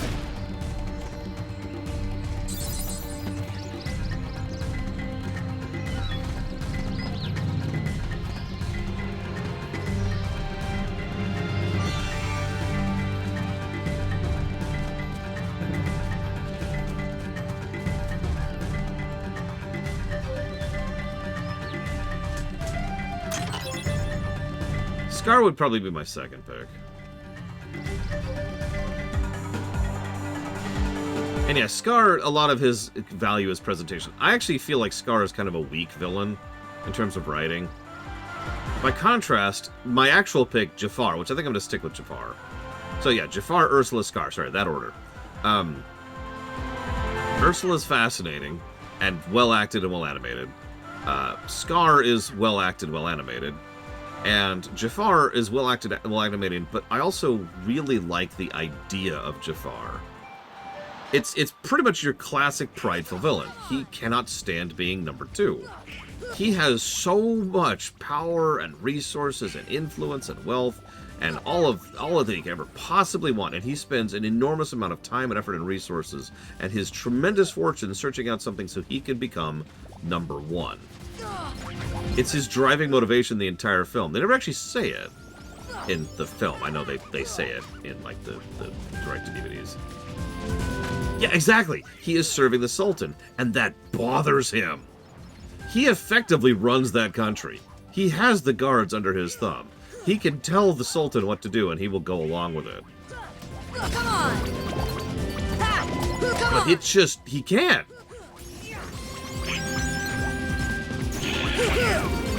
And that's why I like Jafar, excuse me.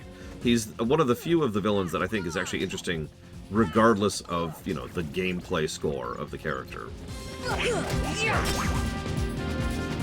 Because, yeah, Scar is well-acted and well-animated, but, like, I'm totally smart. No, he isn't. And I want to be king, but then when he finally becomes king, he doesn't do anything. He just sits on his laurels.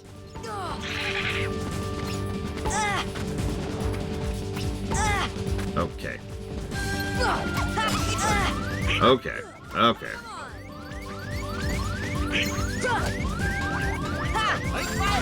If we're expanding it to all of Disney films, Kings that sit on their laurels, even in real life, usually die, as someone else wants that post and is more than willing to do what they are told in order to get the big throne. Yeah, victory defeated Gaston, or Scar. Sorry.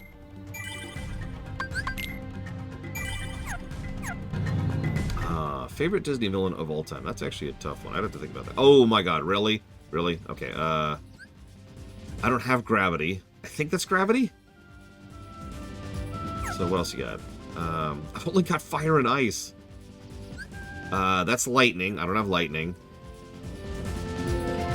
That's Gravity again. Come on! That's Hot, so... I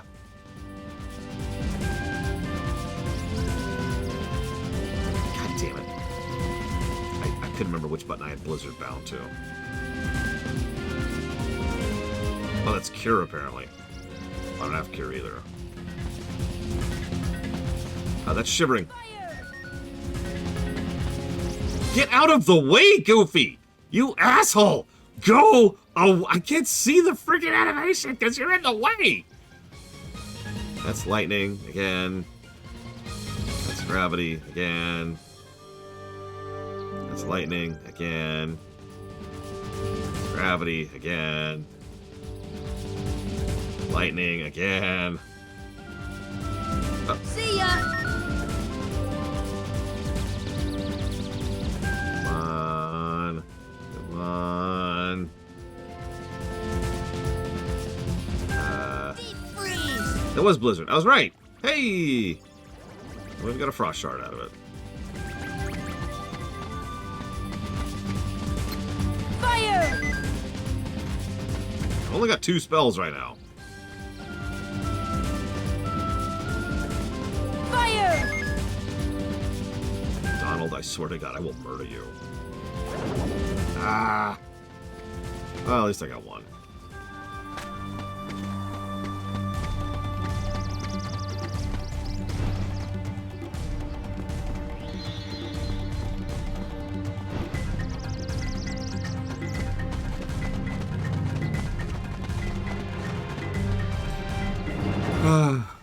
What the hell were we talking about? Right. Favorite Disney villain, period.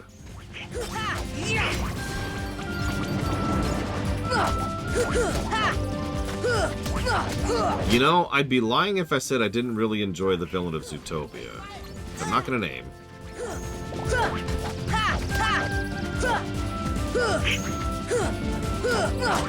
Not a dick. I also would put Mother Gothel pretty far up there. She is just awful. Come on!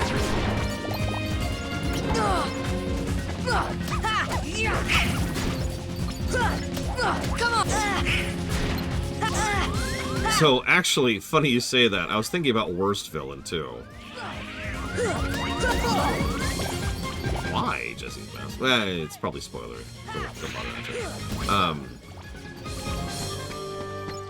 So what's worse? A villain who is absent of characterization, or a villain who's just a bad villain?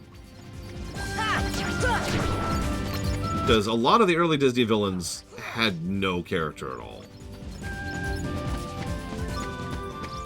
So they're all kind of equally just, yep, they're there. That's it.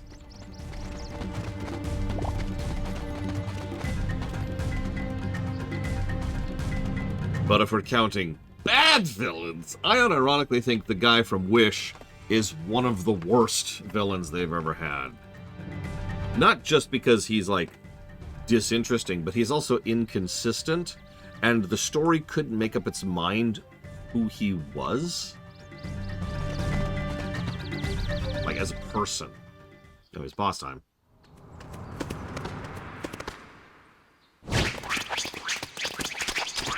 Magnifica, that was a stupid name.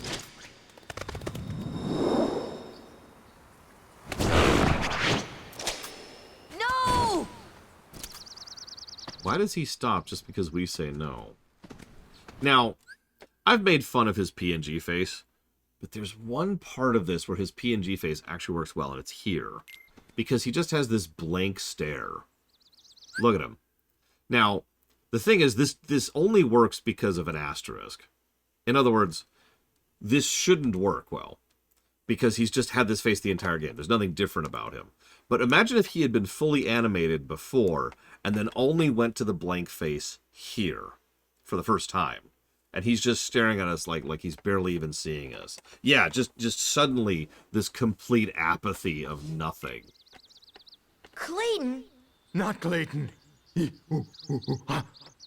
Not Clayton.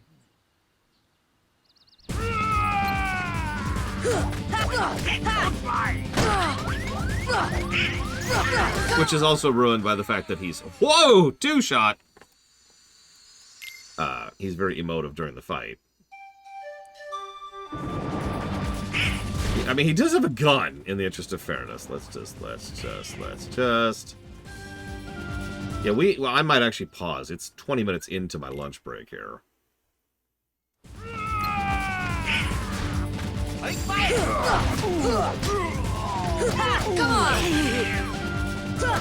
on! Getting him in a corner is pretty much my strategy here.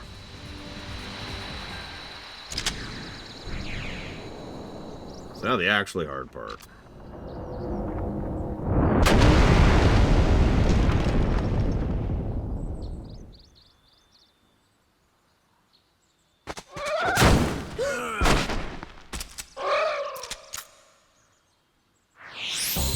Also, this is one of the only times we actually fight the, like a villain like this in the entire franchise. A heartless boss alongside the villain, instead of just the villain themselves using their own powers, or just the heartless boss. Yeah, this fight sucks, by the way. Let's go! Come on! Come on!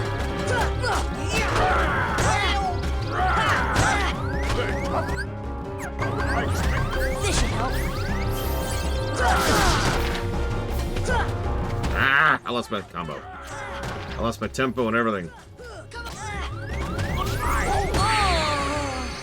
And we're dead. Okay.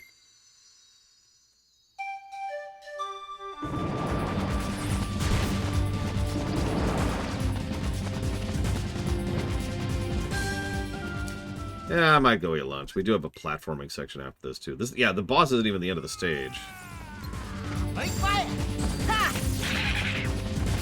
Oh, he can also jump like that for absolutely no explained reason. Look at him! Look at him! Really can't be affording to take damage in this phase.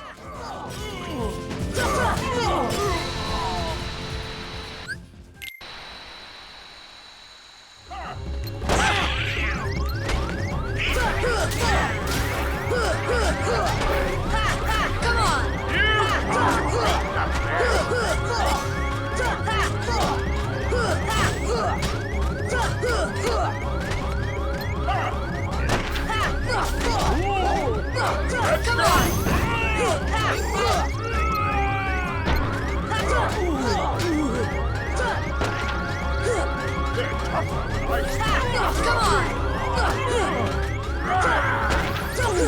Also, nothing really emphasizes this, but Clayton's trying to kill, you know, a kid here. I just want to be clear about that.